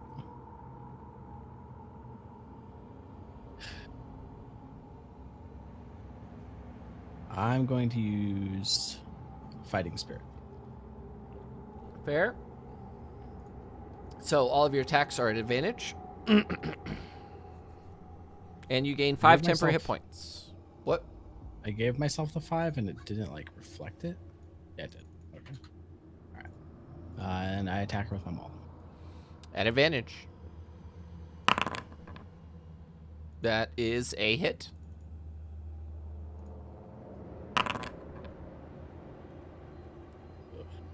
Okay. When you attack with your maul, it does do some damage, but does not seem to be very effective.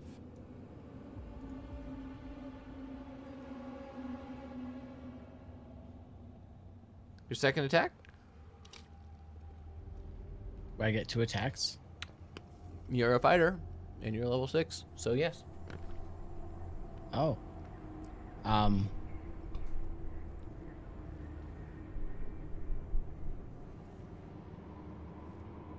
How much movement do I have left?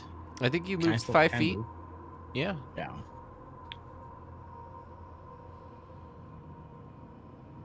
Remember, if you move away from her, she gets an attack of opportunity as well. She is such a bitch. Can I throw a javelin over her at Noir? Noir. What's the range on a javelin? It is a It's got to be 60, right? 30 over 120. Yeah, 30. 120 is long distance, 30 is short range. So you would be at Okay. disadvantage to hit him. I yeet a fucking javelin at douche nozzle over there. Okay. Yeet away. At disadvantage. Or at regular, because you're fighting spirit. That's a hit. Damn. Payback, bitch.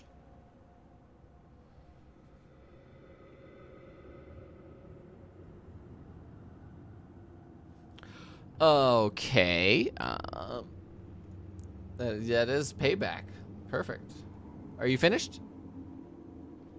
Okay. Casimir. Actually, technically, okay. Okay.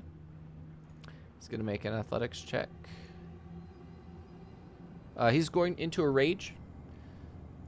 So he gets at advantage.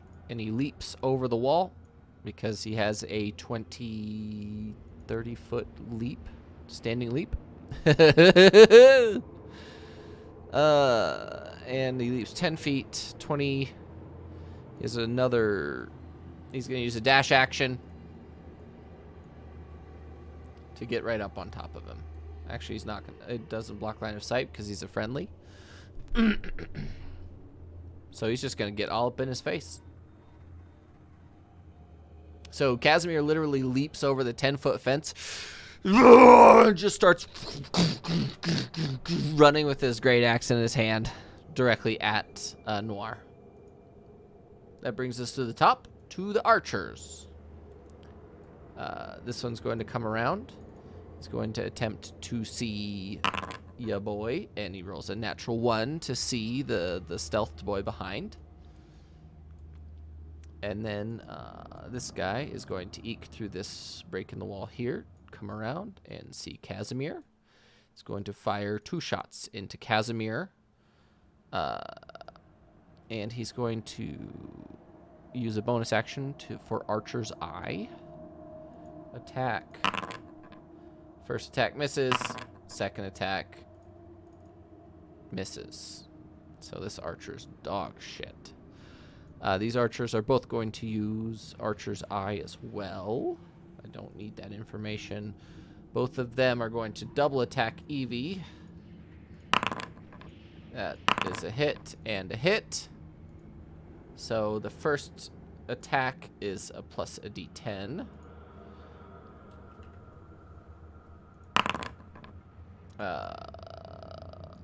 Unless Evie has a reaction she would like to do. Yeah, with Warcaster, is that I thought it was only on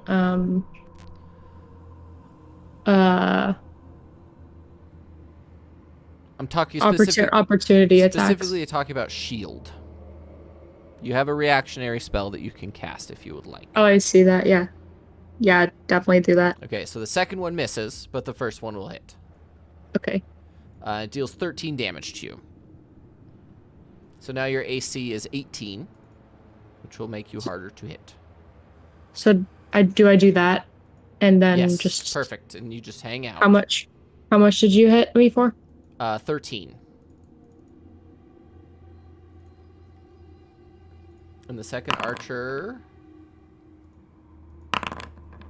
hits with the first one and critically nat 1 on the second one. But they both used Archer's Eye, so they're going to both 17. Whoa, you were at 44. Yeah, I just messed up. Okay, and you take another 17 points of damage from the second archer. Okay. But now their turn is finished, and it is your turn. I got you. Okay. If you right-click on your token and you just type in over the number that's on the bottom, if you type in subtract minus, there. Yep. Okay. If you do I was doing there, it on my character sheet. It wasn't working. No, if you do it just on your token, it works. Gotcha. Thanks. Your turn. Okay. I'm going to do my bonus action first and cast Hound of Ill Omen. And Okay. So does he, in order for him to do anything, does he have to like roll initiative and then go the next turn, or can he do something this turn? Direwolf statistics. It says that he appears in a space of my choosing within 30 feet, and then roll initiative. Let me find the direwolf real quick. Let me get you a direwolf. Oh, do I have a direwolf? I do. Holy shit. Hello. Ooh. Oh, it's our boy. Okay. From the inn. I will roll initiative for you. I got you. I will. Okay. On its turn, it will only move toward the target by the most direct route. It can make opportunity attacks, but only against the target. Additionally, while the hound is within 5 feet of the target has disadvantage on saving throws against a spell you cast. Oh my god. That's crazy. Gonna cast a little fireball in this direction. Oh shit. Because they would get disadvantage on the saving throw, right? Yeah, as long as you summon him right here. Yep. Summon him right there. And cast fireball at whatever the first. It also has 3 temporary hit points.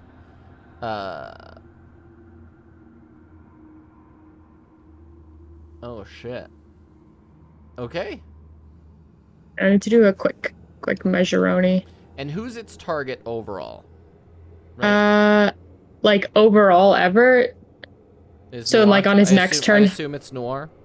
Yeah. So on his next turn, he would move towards that direction, right? Yep. Yeah.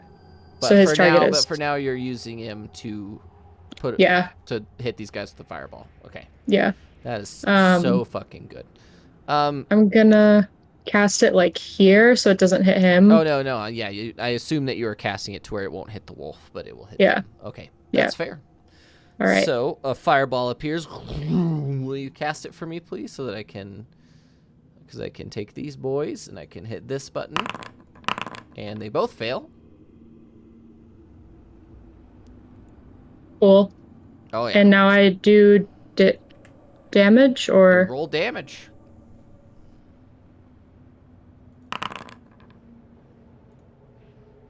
Oh my god. That was a whole bunch of ones. That's a shitload of ones. Yeah. That's 4 ones. How did I do that?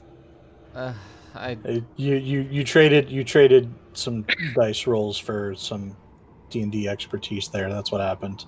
that was It was like such a good idea. RNG just looked upon your plan and approved, but also said, "I'm not helping." That's a bummer. I will Does say the I will say in this specific aspect, if you would like to let Callum take over, I will let you use Return of the Old King to reroll the damage. Yeah, boy, let's do that. Wait, let me go find him really quick. There he is. Hey, buddy. does this cause the scenery around it to catch on fire and Oh, turn absolutely. to light sources? Absolutely it does. I'm gonna like look over at Lorshik and be like, "Is your boy available?" As And you ask that question, you feel a whoosh come over you and you start to glow red and you hear, "Right, let's turn up the heat." Whoom, and you see like the fireball just goes boom and gets even bigger. Reroll the damage, please. Just click the damage section up on the thing. please, for the love of God, that's there better. you go. We're assuming the damage is going to get better, but you never know. I couldn't Yeah, be worse than Callum- 4 nat ones. Really? Callum wasn't really a casty sort. He was more of a knuckle drag and drag faces across the floor sort. So you never know. All right. Well, let's do that. Okay. So you did an additional 13 points of damage, and they are not looking healthy, to say the least. That brings us to, unless you're doing anything else, like moving away, or what are you doing? I currently feel. Actually, do I have any vertical hops or no? You can jump up to your strength in feet. Where's your strength? And Oh, 11. You also had to be moving to do that. Yeah. So you could attempt, if Um, you wanted to move south, you could jump over the wall there. Like if you just move, like basically past. Yeah, Vidani, over like, here. Yeah. It's okay. I'll hang out. Actually, I'll. No, yeah, I'll hang out. I'll hang out here. Okay. Fair. That brings us to technician. Okay, so the very first thing technician is going to do is set the phylactery down on the ground, sort of right in front of him. Mm-hmm. And then heavy crossbow the banshee. Fair. Oh, I'm clicking on all the wrong things, everybody. Oh no. I do the best clicking. The best clicker of the clickers. Hey, that seems a bit better. It's still missing a proficiency bonus, but I will get that. I mean, it's still missing the +1 because it removed it for some reason. But you still hit with a 23 for sure. Okay. Oh my god, dude. Everyone's rolling ones this time. Yeah. That's your first attack. Okay. And That's a miss. Jeez. with a +9, that's a miss. Yep. Okay. How's the banshee looking? Do you know how to determine a ghost's health? You can make it. I'll let you make an Arcana check to see if you can. You ask politely. How are you feeling? When the DM asks, I you just may say or yeah. may not know. I may or may not know. how to You're not sure. determine. You're not sure. Okay. You know that Lorshik has attacked her, but you don't know really how to gauge it. Okay. And my bolts, I assume, did basically exactly what I thought they would. Yeah. Okay. Are you? What's defender? What's defender Yes. doing? Okay. Yeah, we got to do that part now. I'm going to instruct defender to move up and assist. Casimir. Casimir. Yep. So, 2, 3, 4, 5, 6. He has 40 Doesn't feet. really make 40 it. feet of movement. 40 feet. 8. Okay, Still doesn't quite make it. not quite. Wonder if he can defend from there. Probably not. Nope. If he That's wants gonna to be take, it. if he wants to take a dash action, he could make it. Ah, yeah, okay. That works. We'll take the dash. And Get right up on him. get right up on him so that he can interfere. Well, if he moves here, he'd get flanking. He gets flanking there. Well, yeah, okay. They Yeah, both get that's flanking. perfect. Everybody gets flanking, plus he can cause extra disadvantage if he needs to. Yep. Okay. And tell him again. Assist Casimir and deflect. Okay. And that's it. Sounds good. That's my turn. I need to make a distance gauge here.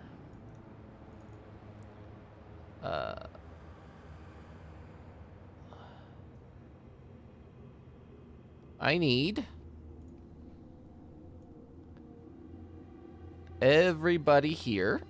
Casimir's just out of it. I need Evie, Vidar, Loershik, Technician, and the dog, and the archer to make a Constitution saving throw, please.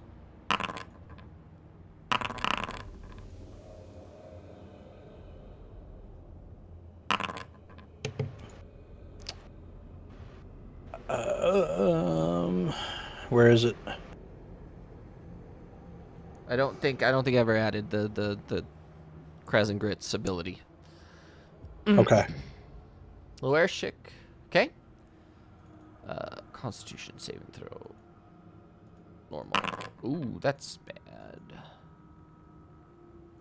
I would like to use my cross and grits. Okay, reroll so for roll that. another Constitution saving throw, please. Okay. There we go. Did Okay. you I'm sorry, did you need Steel Defender to do one as well? No, he's far enough out. Okay. Did you re-roll yours, Evie? Okay. All of you have succeeded as she wailed. If you had not succeeded, you would have been reduced to 0 hit points. I think. Let me make sure. I can't get scared at all, though, right? Because I rolled a nat 20 the first time. No, this is just straight up. It's not fear. It's you make a Constitution saving throw, or you're at 0 hit points. But for this specifically, you still take 9. Each of you takes 9 points of psychic damage, and your wolf poofs to 0 hit points. You're muted, by the way. They said bye, baby. That being said, You said 9. yeah, he's there. Casimir was just out of it, thank goodness. I'm surprised none of you failed. That would have been awful. Wait, weren't you at like 14 hit points or something? Yeah, I did. It was at 14, and I put -9, and it just put me at 0. I got you. It Thanks. sets the value, it doesn't actually do additions If you and do, subtractions. it should do additions and subtractions. Does it not work for you guys? It does not for us now. It's done it It did for before, me. but it didn't that time. Well, It's never done it for me. you were at 14, so now you're at 5. So You're doing Thanks. it from the character frame and not the. yeah, are you doing it from the token or from your character sheet? Token. Weird. I've tried it both ways, and it's always been set, never That's math. That's weird. So- That's not how it should work, but okay. What am I doing? Okay. That means the Banshee's turn is finished because that's all she can do. Now it's Noir's turn. He's going to drop his bow and pull out his glaive. He's going to attack Casimir with it. 2 times.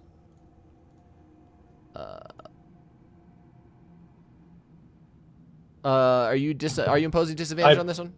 I am. I'm deflecting. Okay.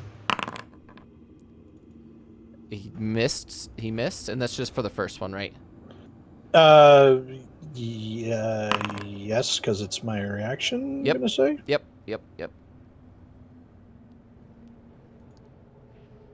Oh, sorry, didn't mean to do that. No, that's perfect. A creature other than the defender. Okay, that's fine. Yeah. As a bonus action, he's going to cast Blinding Smite.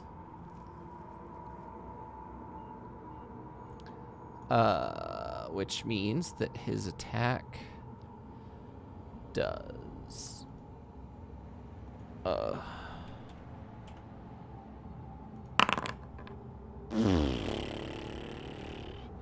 Casimir is resistant to the physical aspect of it, so he takes less damage there, but he takes 29 points of damage total.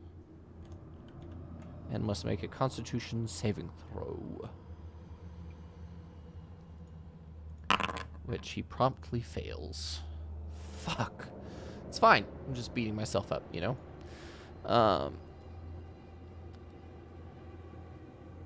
The creature is blinded. Okay. So he's disadvantaged on all attacks from now on. Okay. Uridar. So, sorry, real quick question on that. What's up? If he's attacking something that's flanked, does that cancel out or no? No.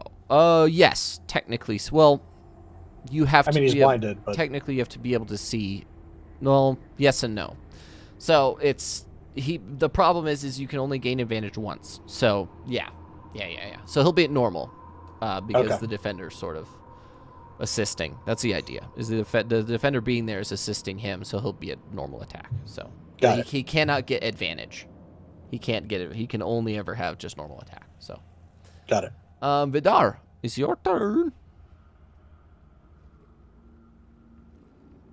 Going to just open up by stabbing at the bottom archer guy here.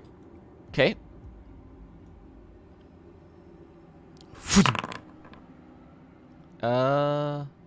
That misses.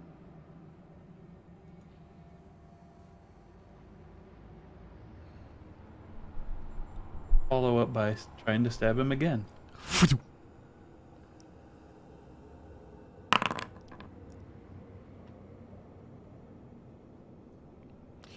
The rolls tonight are not very good. I'm going to step up in front of Evie and say, "Get back." Okay. So you're sort of Physically can't. Unless you push me.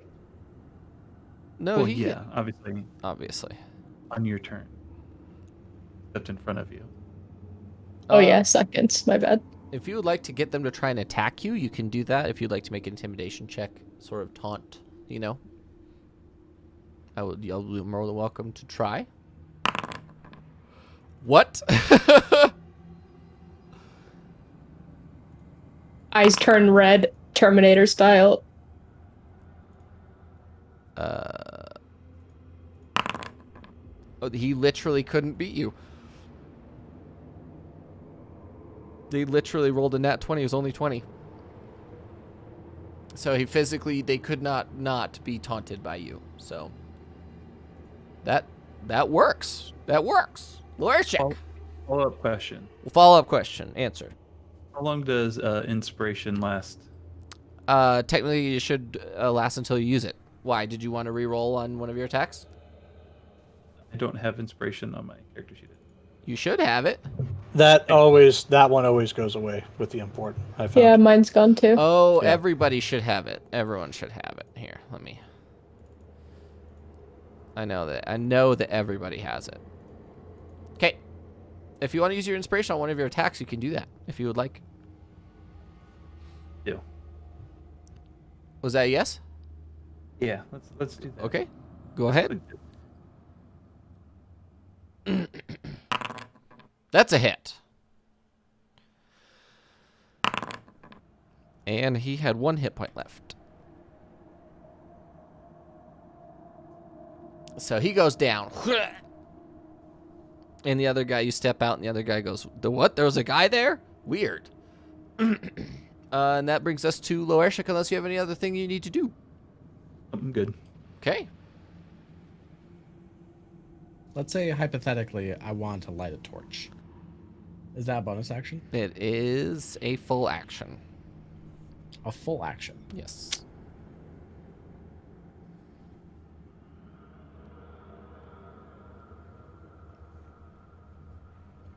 Why? I want to catch her on fire. I want to hit her with the torch. She's ethereal. She is not a. She has no physical body How does she take damage from a maul? because she has resistance to physical damage. In fairness, she didn't take that much damage from them all. But she Yeah. took damage. Yes. Yes. So if I hit her with a torch, She which says I can hit them, would she only take damage from the bludgeon and not from the fire? she's also resistant to fire damage as well. Fucking shit. She's immune to a lot of damage. She's straight up immune to a lot of damage. So Mhm.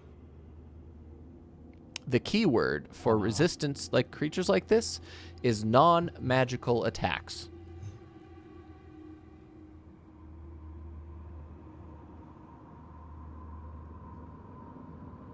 Because your maul is not magical. That's why I've been shooting her. Is that as far as I know, I'm the only one with a magical weapon. You are. Well, BD is a magical weapon, so. Fair. And the way she's sitting right now makes her look like she has cat ears. But does she own herself? That's really the. Can she wield herself fully? Oh yeah, with how much damage she did with that chaos bolt last time? Yeah, that's true, absolutely. yeah. The Yeah, answer to okay. that Fair question enough. is Fair enough. Fair enough. Yeah. 100% yes. Thanks, Devin. Okay. I want to know how much damage my longbow does. It should do a D6, D8. Hold on. It do 1d8 plus dexterity.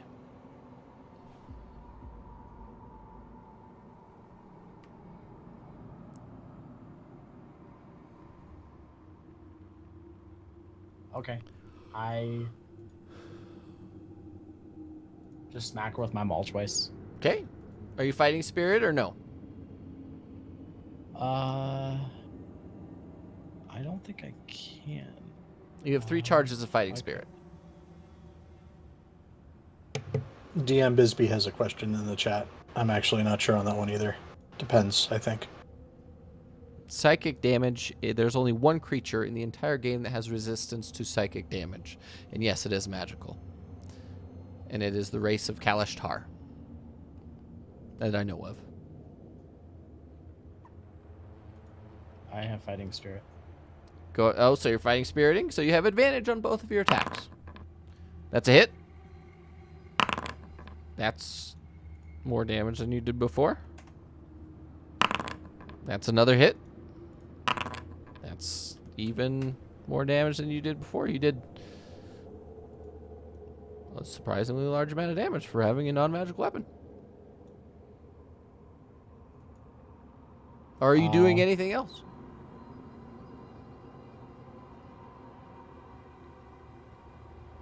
Nope. Okay. That takes us to Casimir. I'm blind. He's going to. Arf. Arf. Arf. He's going to power swing with his great axe. Arf, don't hit me, Arf. Oh shit. Okay. Oh, let's go. Okay, so he hit with his power swing, which now it does plus 10 damage on both swings.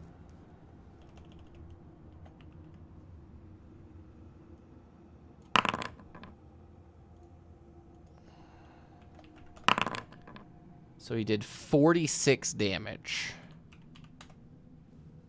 total on both of those swings because he's fucking raging. Oh, he also has plus 2 rage damage. So -4. Plus -4. No, just -4. Okay. That brings us to archers. this archer is going to swing and attack your steel defender. Does he have anything weird I should know about? He's immune to arrow damage. If only. It was worth a shot, yeah. No, dog. Yeah. Not for this now. Okay. Why even ask if you're not going to accept the answer? He's going to use Archer's Eye for this. Are you kidding me? It's fine. Immune to arrow damage. Your defender takes 10 points of damage. Not immune. And he missed on his second attack, so. Vidar, Got it. what's your AC? 17. 17. He's attacking twice. Oh my god, can I hit with 2 attacks? Can I just once? Just one time. It's fine. I'm fine. I'm okay. He's also using Archer's Eye on this one. So It's he's fair. If we can't roll, you can't roll. That's absolutely fair. He fires at you and you take 18 points of damage.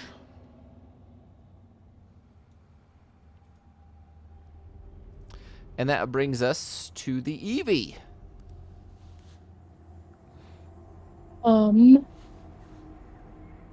I would like to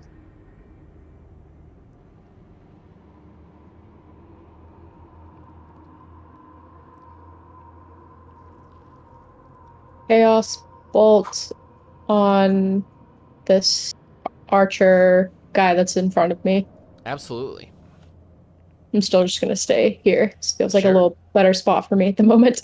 Sure. That's absolutely a hit. Right. Okay. Do you want it to do force or lightning damage, or lightning or poison damage? Did we figure out these guys have resistances or anything? No, these are just normal people. Lightning. Sure. So lightning bolt just strikes from your fingertips. Basically, you're like Azula from Avatar: Last Airbender. Whoom, and the Go. lightning just strikes him. Does 16 damage. Are you doing anything else? Since Vidar's in front of me, I'm just gonna like back up a little bit to like here. Fair. That works. That's it. All right. Bonus action, right? I don't think she has a bonus action that she wants to use right now, right?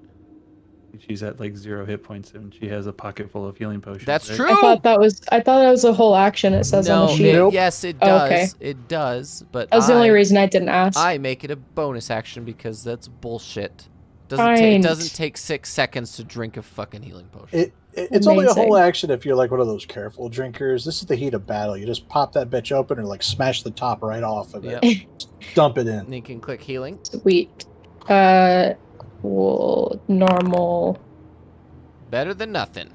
Better than nothing, but not amazing. Another fucking nat 1 on there. Many ones have been rolled today. Many ones. Oh, yeah, I got you. Perfect. Thanks. Fun fact, did you know that Monday is the 1st day of the week? Oh, shut up. Technician, it is your turn. I can't do both. Right, we're going to remember that one time. We are going to double heavy crossbow again on The Banshee. the Banshee. On the Banshee. Okay.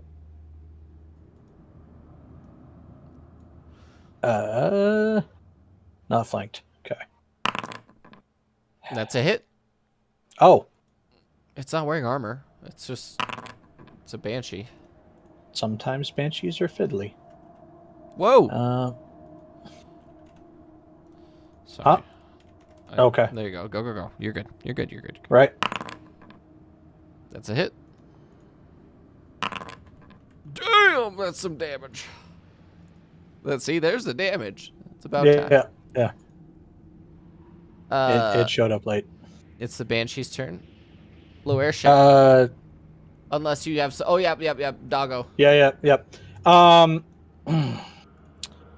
Okay, as my bonus action, I'm going to repeat Defender Assist. Where did we land on mending and organics? Does that work like a healing potion? Was that where we landed on that? What do you mean? So Defender has mending. Defender would like to assist by running in a circle without leaving melee range. Okay. Mending on Casimir to help out his blindness. No, ideally. repair only works on constructs and itself. That's it. Okay. The Defender doesn't have any healing potions or cure wounds. So in that case, assist means attack. So Defender's going to attack. Okay. He also gets advantage Oh, sweet. because Casimir is flanking. That's a hit.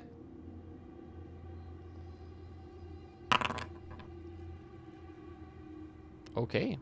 9 damage. Okay. And I think that's everything. Okay. Sounds Yeah. good. The Banshee's gonna try and slap Loershik. Slap your life out of you. What's your AC, Loershik? 16.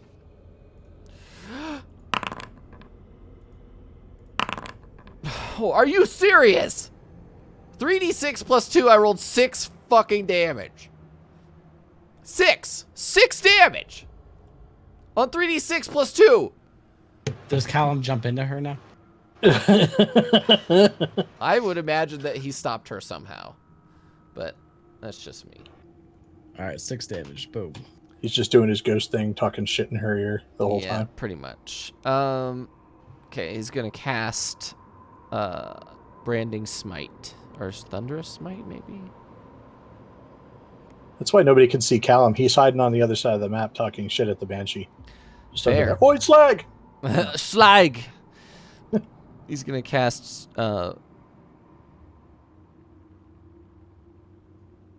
No, he doesn't need Branding Smite. He's just gonna do Blinding Smite. At 5th level. Oh wait, you can't do that. So he's gonna cast Branding Smite at 5th level.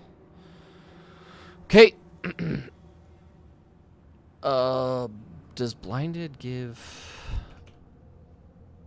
advantage on your attacker? Attack rolls against the creature have advantage. Deflect is my reaction. Fair. That's fuck. That's fair. Stop being a good player, you mother. Oh, I'll get right on in it. I'm leaving combat and I'm going to go drink. No, I don't have Will of the Old King. Why would I have Will of the Old King? That doesn't make sense. Oh no. That's a critical. With disadvantage? No, the first one he straight up missed. Oh. His second attack he hit. Oof.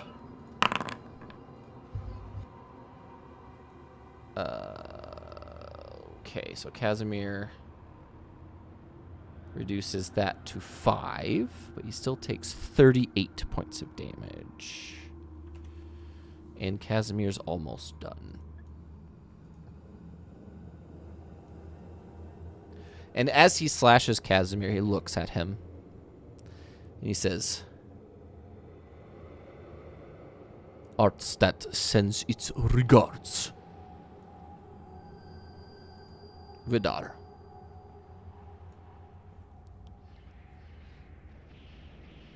It is your turn.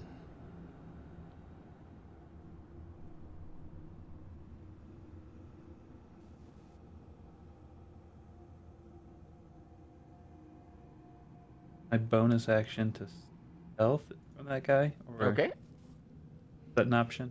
Absolutely. Your mic's super far away from your mouth, by the way. He does not see you. And then I'm going to stab him. You have advantage. That's a hit. These archers are not. They do a lot of damage, but they're not. Are you kidding me? Then do I sneak attack as well? Yeah, you do have sneak attack.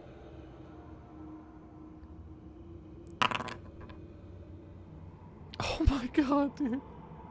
I've never seen so many ones. I have never in my life seen this many ones rolled in one session.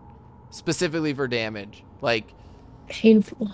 it is painful. It's the potential damage is so high, but it's just not possible because none of us are rolling very well, except for Noir. Noir is killing it, but are you doing anything else, Vidar? Yeah, I'm gonna take a couple steps back towards Evie. Okay. Lurshik, it's your turn. I am going to use. I'm going to use second wind. Okay. Bonus action to heal yourself. Nice. That could have been much better, as is tradition with this Sure entire could have. session. I'm going to use my maul and smack the shit out of her. Okay, you do not have advantage. That's still a hit. Oh my god. I'd do it again. Do it. That's a hit. As you smash her, you hit her and you feel a little tunk, and then you see like her sickly, like light blue essence is drawn into the bottle on the ground, and the bottle begins to swirl with this sort of like silver gray, white and black, white and light blue liquid almost, as she dissipates into the bottle. Are you doing Nice. anything else? Question: if I have an action, can I use an action to move? So if say I move 30 You feet, can I use the an dash action to move, yes. How far does dash move? Dash is an additional movement. So, are you going to Okay, action so a surge? full. Is that what you're going to do? I'm going to action. Okay. So use your action surge, and then you have 60 feet of movement. So you're going to be right on top of Noir. Okay. Right there. Awesome. What is it with this team and moving in range of my fire shit? Like every single time that I want to do the fireball stuff, people from the party have to move into range of where the fireball. Like it was going to be fine don't because you maybe worry. Casimir's going to die. Three members of this entire squad attack at range, and the other 3 attack at melee range. That's it. That's all there is to it. Constitution saving throw. He's no longer blinded on this turn. So he's about to... Ooh. He's going to recklessly attack, as well as doing a -5. He's going to power swing. Oh, baby, let's go.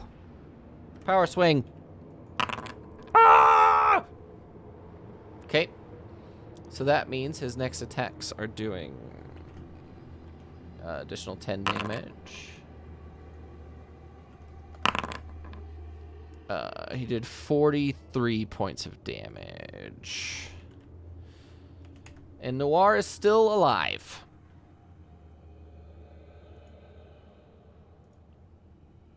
That brings us to the archers are dead. Evie. It's your turn.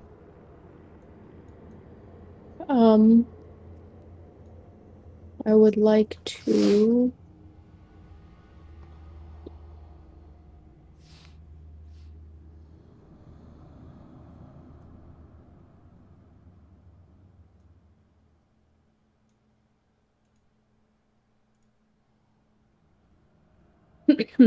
okay, I will. How do you do the Hold control.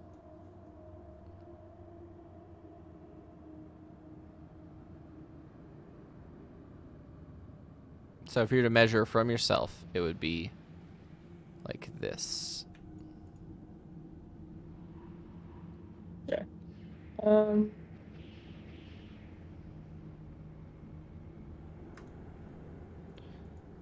Because remember, your spells have insane range. Yeah, I was just trying to measure. But I think yeah, all right. So I'll move to Like, just in front of the wall. Chaos Bolt is 120 feet. I don't think this entire map is 120 feet in one Yeah. direction. I'm doing Yeah, magic missile. that would be literally going from one edge of the map to the other. Wait. Yeah. 4 3 darts. Sorry, there's like I'm still like You still have 2 third-level spell slots left, so remember that. You can cast it at 3rd level, and you do 5 d4 plus 5 damage. And So you don't have to roll to hit. So you could That's potentially do 10 damage there. that's on chaos bolt. No, on magic missile, right? Yep, Yeah. I'll do that. to Noir. obviously. So just make sure you cast it at the right level, and it'll go. I think I did. Yeah, I did. Yep, perfect. So hit that motherfucker 5 times. Okay, not looking good. Even worse now. This is statistically impossible. Okay, that's a little bit better. Home.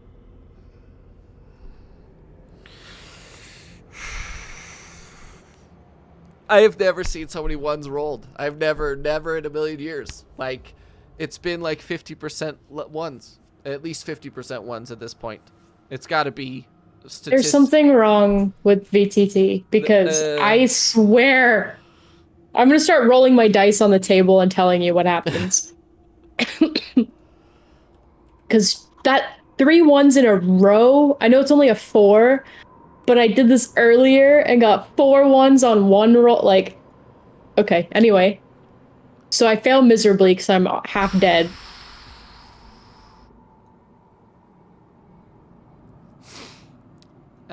You're gonna be You're goddamn right I do. Yeah. You're gonna be very upset. It's okay. Technician, it's your turn.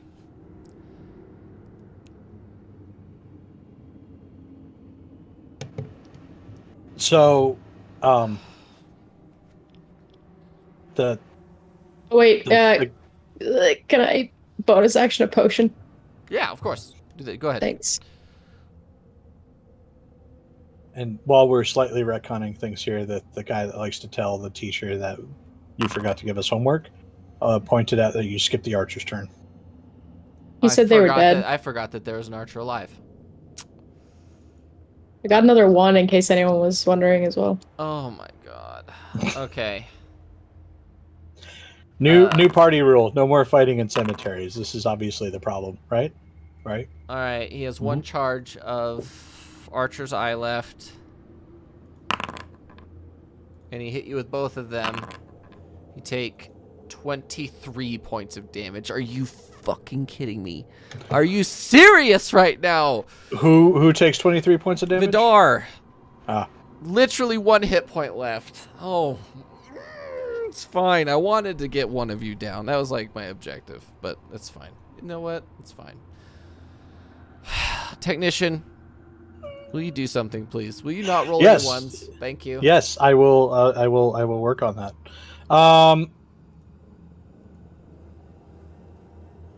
Right, we're going to fire at this archer at range here. Heavy crossbow time again. The archer up north? Yes. Okay. Fire away. The northern archers. That's definitely a hit. Oh yeah, that dude is fucking fucked. You pin him on the, like, there's a rock behind him and just Stapled? Yeah. Excellent. All right, gonna take the. I don't have to take the second attack at the same target, do I? No, absolutely not. All right, we're gonna spin and fire at Noir. That's a hit. Oh my god. I did the thing and then I didn't do the thing. Paint me a picture. Paint you a picture. Yep. So having stapled an archer to a rock, and then turning around and seeing everybody else huddled around Noir over there, Rep Rap is going to sort of call out to him and say, "Remember, you started this." And then just open fire, and the bolt sails sort of very deftly right over Casimir's shoulder, grazes his ear just a little bit with the fletching, and then more or less plants itself directly up Noir's nose. And he's wearing that sort of like brass mask that Shiram had. It's like a little variation of it, and it just goes right into like his sinus, and he just stops for a second and just crumples sideways onto the ground, dropping his bow and his arrow that he had knocked.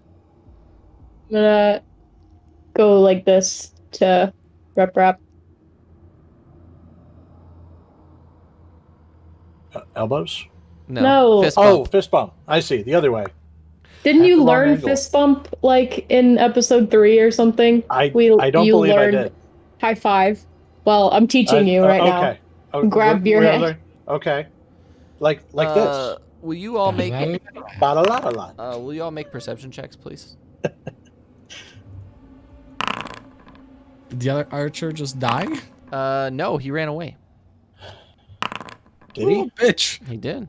Somebody saw him from behind a wall. Never mind. Yeah, Vidar, you see him running off in the forest way to basically to the south. He's running into the mountains.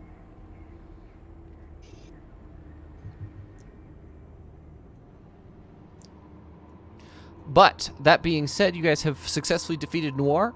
You bottled the Banshee. Is anyone doing anything? Yes, gonna do some mending and some healing over here. Whatever the robot equivalent of bleeding is. Evie, Oh. where is Vidar? Is he okay? I saw him fall down behind that wall over there and like Alright. point in his direction. You And get Vidar- back there, and most of his parts are like you could hear his gears like grinding. He's Vidar, just like- they took your legs and put them over there, and they took your arms and put them over there.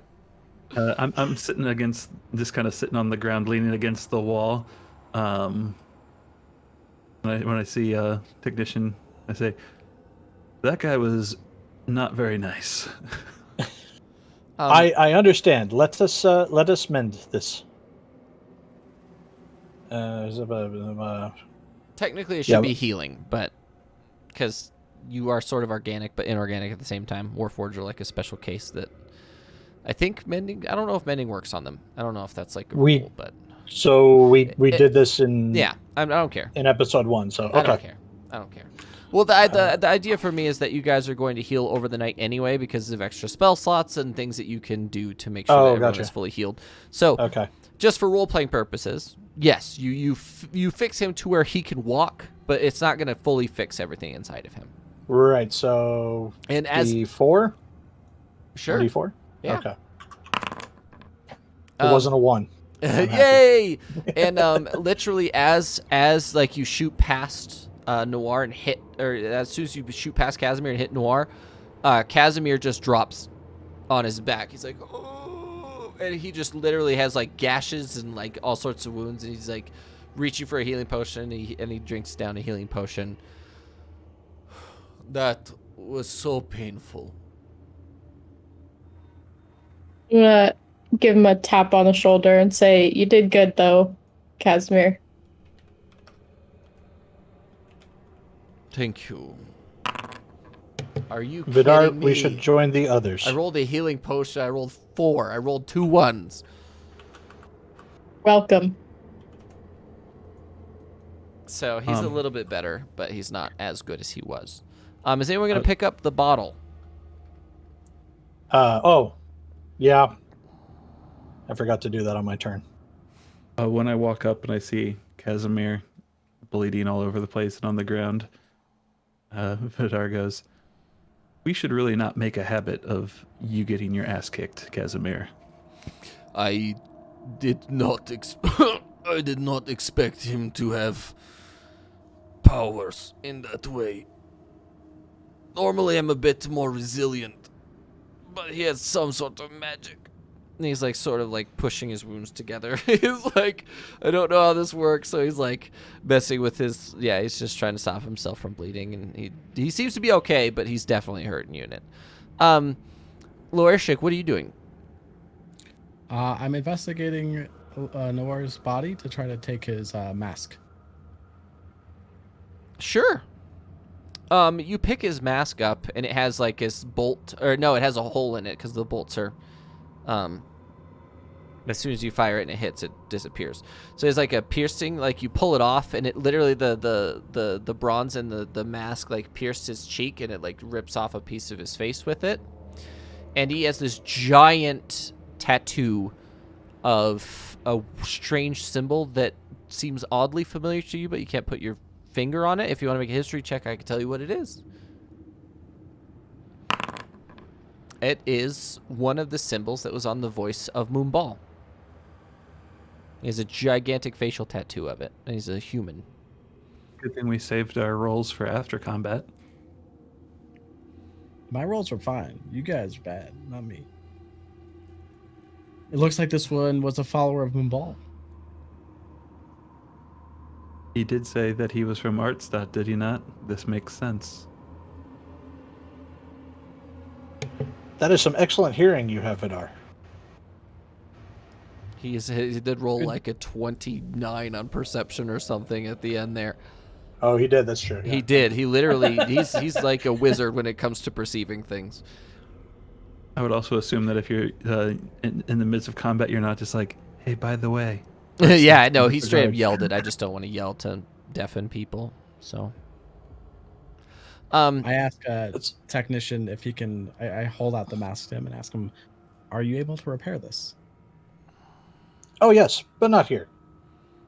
Okay. I would need some metal working tools. I have them back at the camp. I put it in my bag. Also, I believe you wanted these, and Rep Rap is literally just going to dump out the bones of the Banshee. She betrayed us. I do not care if she is offended by you making art out of her. No plans to make art still. I take the skull and I put it in my bag. only the skull? Only the skull. Okay. All right, in that case, Rep Rap is going to just like pick up a couple of finger bones or like just a handful of small bones in the event that we need them to put the Banshee back in the bottle later.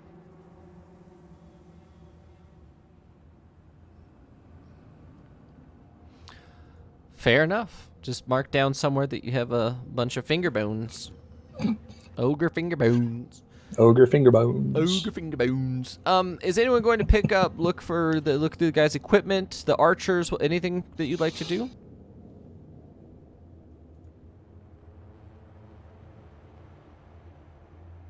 Anybody want a really big ass bow? No, nobody wants a big ass. All right, I'll. Do you want his big ass bow? Do you want perception, investigation? Investigation. You find the bow, and he has nine oversized arrows. It's basically a longbow that you have to have 18 strength to use, but it does 2d6 damage instead of 1d8. Gotcha. And each arrow costs 2 silver. Or is it's double the cost of normal arrows. All right, I've got so many things to add to my inventory now. Arrows, these oversized arrows are 2 gold for 20. Okay, so 9.9 gold worth of arrows. Yeah. But the oversized bow is basically a long bow with 2d6 damage instead of 1d8 damage. You have to have 18 strength to use it. He's also wearing studded leather, same as the archers. The other archers have longbows, and they have full quivers of arrows, so they have 60 arrows each. And that's about the only equipment that they have. Other than the mumball, like the mask, the bronze mask. Or is it brass? Did I say bronze or brass? I don't remember. You said bronze. Yeah, the bronze mask is about the only other thing that is on there. Are you guys doing anything else here, or are we going to... You have successfully completed what you wanted to do. You met the Voice of Gleam. You got the Banshee. You made her portable. You killed the ambush. Are you going to yeet back, or what are you going to do?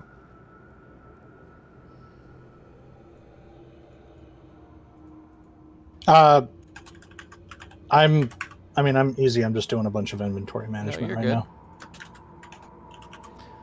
Anyone else want to do anything? It's time for us to go back. We need proper rest and healing, and we probably need to talk to the warband. I agree. They said to return at our leisure, and I could use some leisure about now.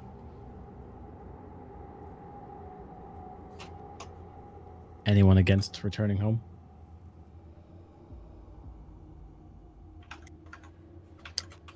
Let's do it, Casimir. All right. He sort of puts out his hand for everyone to grab, and then he chucks the stone as you all touch it, and you all land almost violently back in the camp. I need everyone to make a Constitution saving throw, please.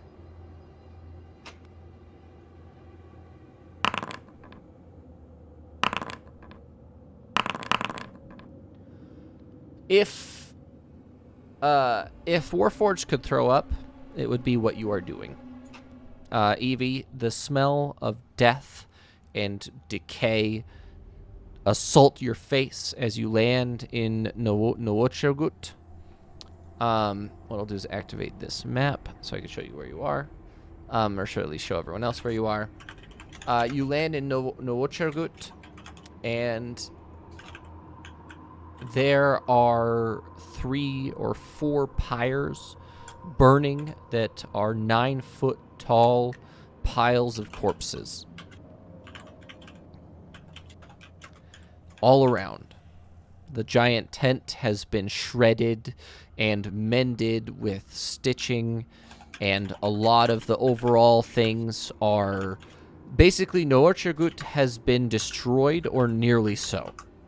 There have been many losses on both sides. The vast majority of them appear to be undead in some way, shape, or form. And the second that you guys land, Stanislawa comes out. She is just caked in blood. She comes out to you and just says, "Thank God you're alive." And she has a limp, and she is followed by Kuzma, and no one else seems to be aware around. A few of the characters you've seen before and the standard like aides, as well as a lot of the standard like the regular people that you've seen over the time have been there, but there have been great losses inflicted upon the warbands that were here at the time. You also see a bunch of turned over spiders, a bunch of like dead camel spiders and other like Absalorn warbanders are pretty much everywhere. Yeah, it's just chaos and death and decay are just everywhere in Nowochergut. What are you guys doing?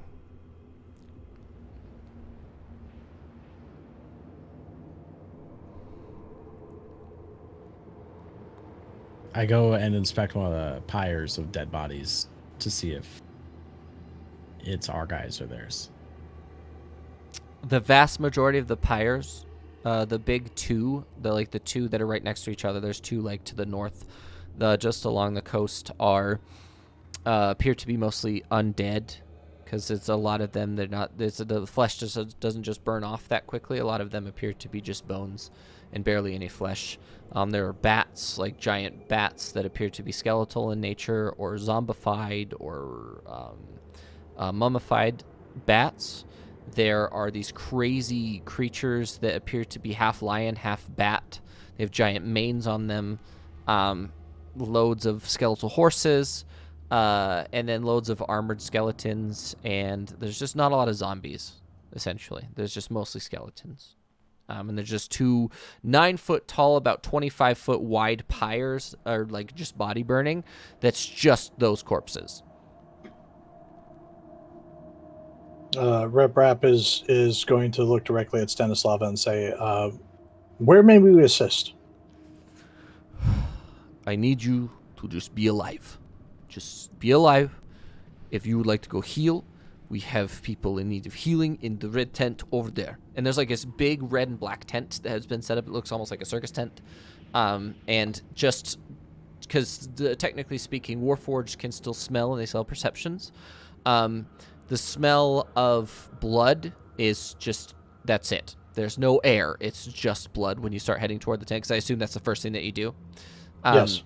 You just run over there, and that's the first thing you're seeing. She looks right at Loershik and says, "You seem healthy enough. I need you to go bodyguard Kuzma for the time being, for the next few days. I need you to just be with him." Because you look at Kuzma, and Kuzma has a huge, what appears to be a huge, like, hole in his chest that appears to be mending itself slowly, but covered in, like, wounds, because you can see, like, an indent, like he has bandages over it, but they're not very tight, and they appear to be sinking in to this massive, like, gaping hole that was in his chest, and he also is missing his left leg.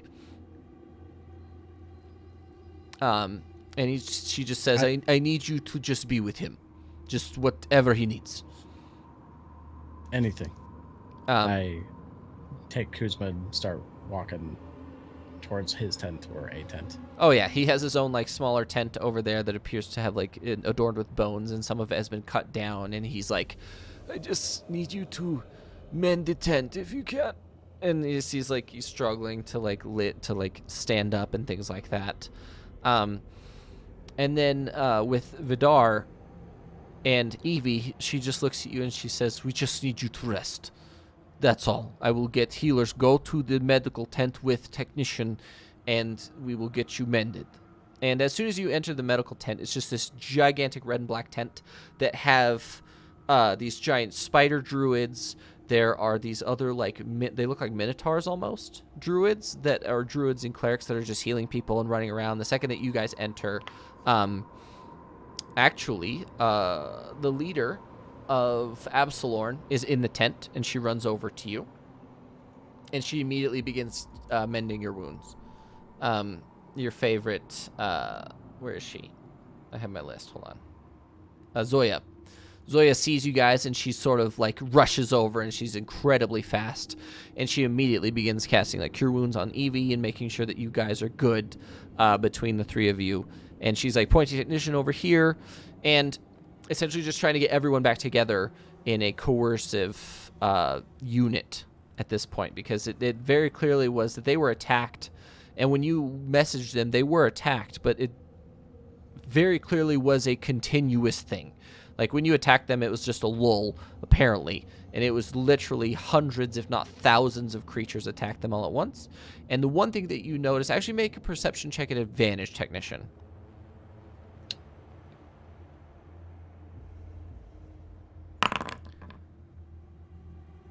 I noticed the crap out of it.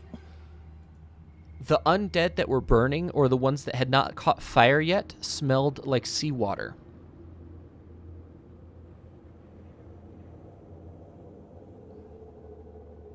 The undead that had not caught fire yet seemed to be waterlogged, specifically seawater. Did they attack from the sea? Literally from the sea, walking from the water up. They did. That was the issue. And you can see that Zoya definitely has some wounds on, like, her giant carapace, but she's just healing people. And she does explain that they weren't expecting the attack because there was no noise. It was just waves, and they attacked directly coming out of the water into the camp, essentially. Because you guys are on a beach, essentially. From which direction? East. And you can see that one of her, like, little brood, all of her brood are, like, scuttling over her, like, stitching her carapace shut so that it can heal and mend itself.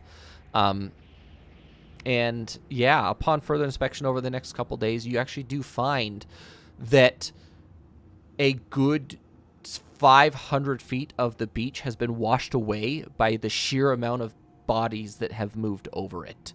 Like, the actual terrain itself has shifted a lot as a result of them coming up and out of the water. So technician is at some point during that time is just going to kind of pull Vidar aside and say they attacked from the water, literally walking most likely on the seafloor from the east. So Artstadt or Siltheim.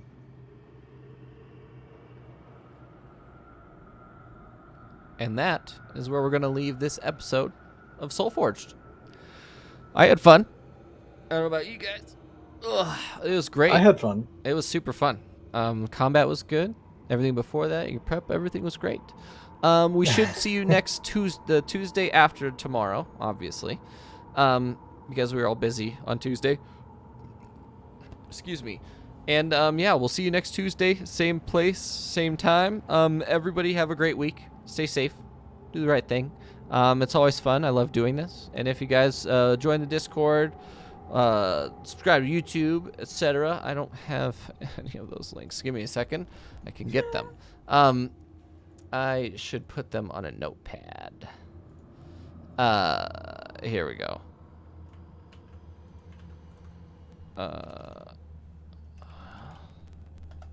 There we go. Oh, Twitch is right there. Yeah, of course, we're on Twitch, but it's fine. Yeah, join the Discord if you want to support me on Patreon. I'd appreciate that. And then the YouTube is youtube.com/c/the-legendary-tales. Perfect. And that's YouTube. I appreciate you guys coming to watch, listen to my stories. Everyone have a great week, and we'll see you next week. Bye.